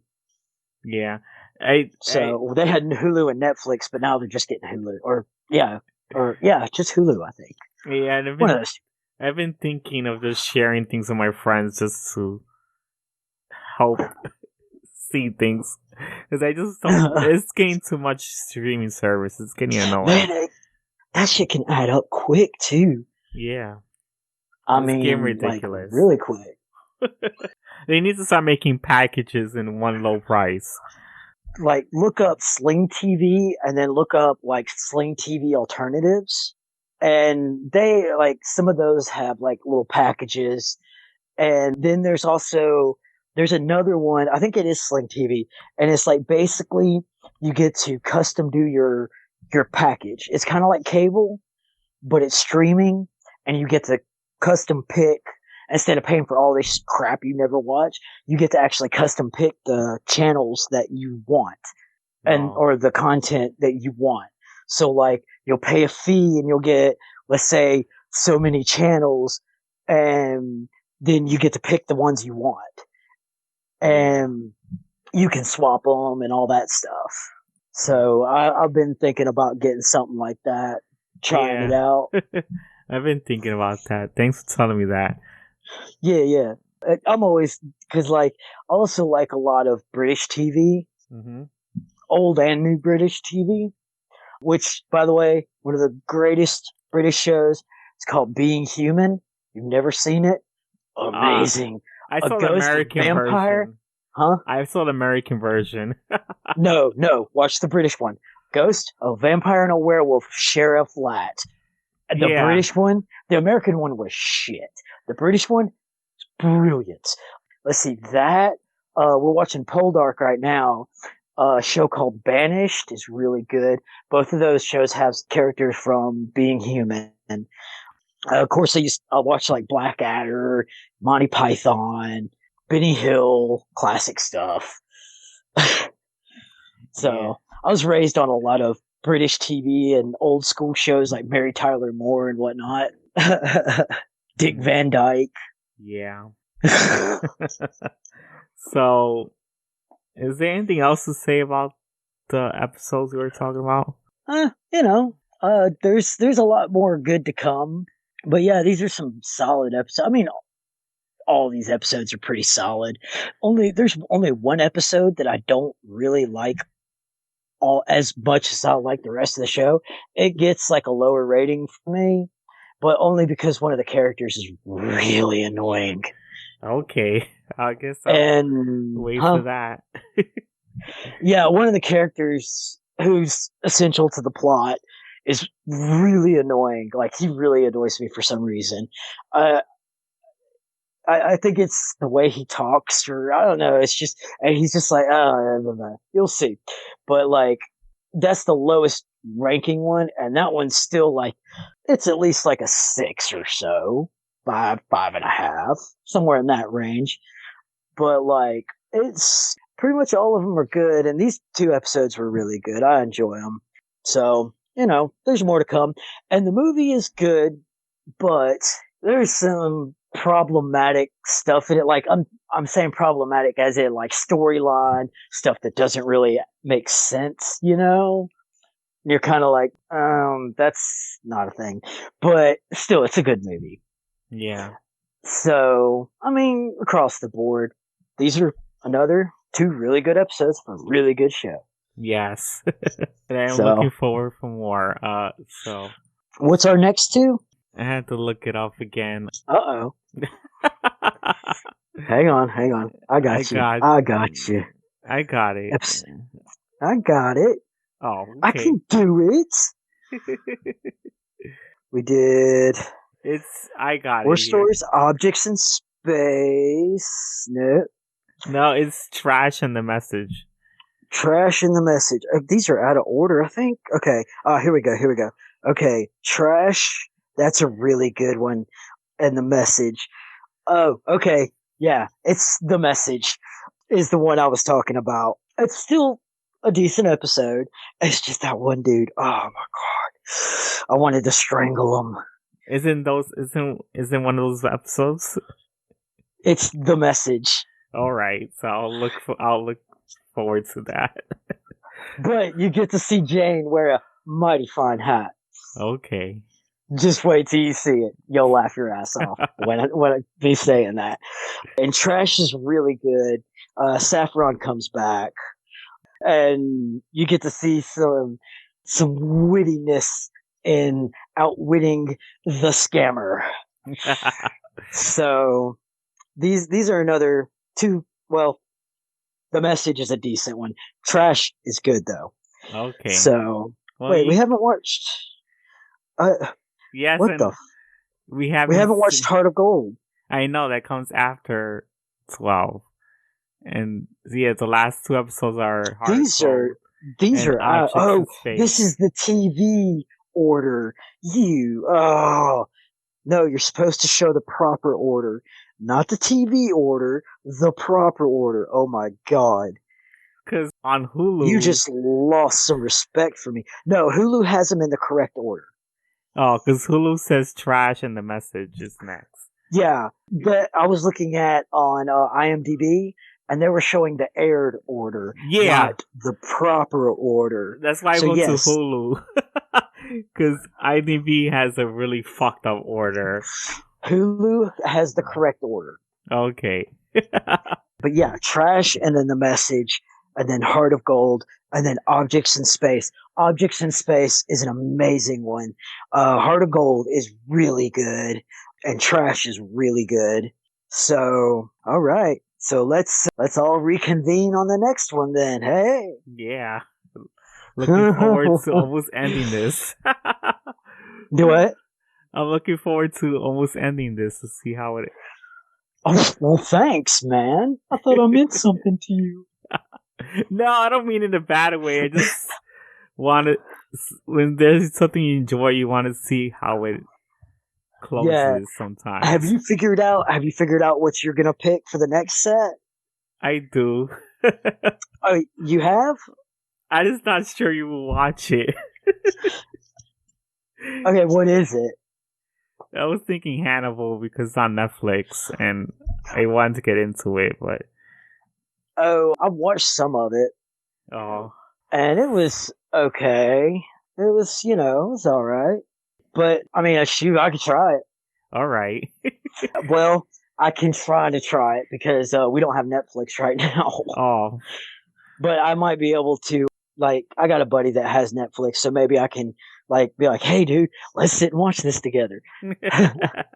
All right. So, I'll try. So come up with a number 2 just in case. Yeah. So, and then if I can't do it now, we can come back around to it and do it later.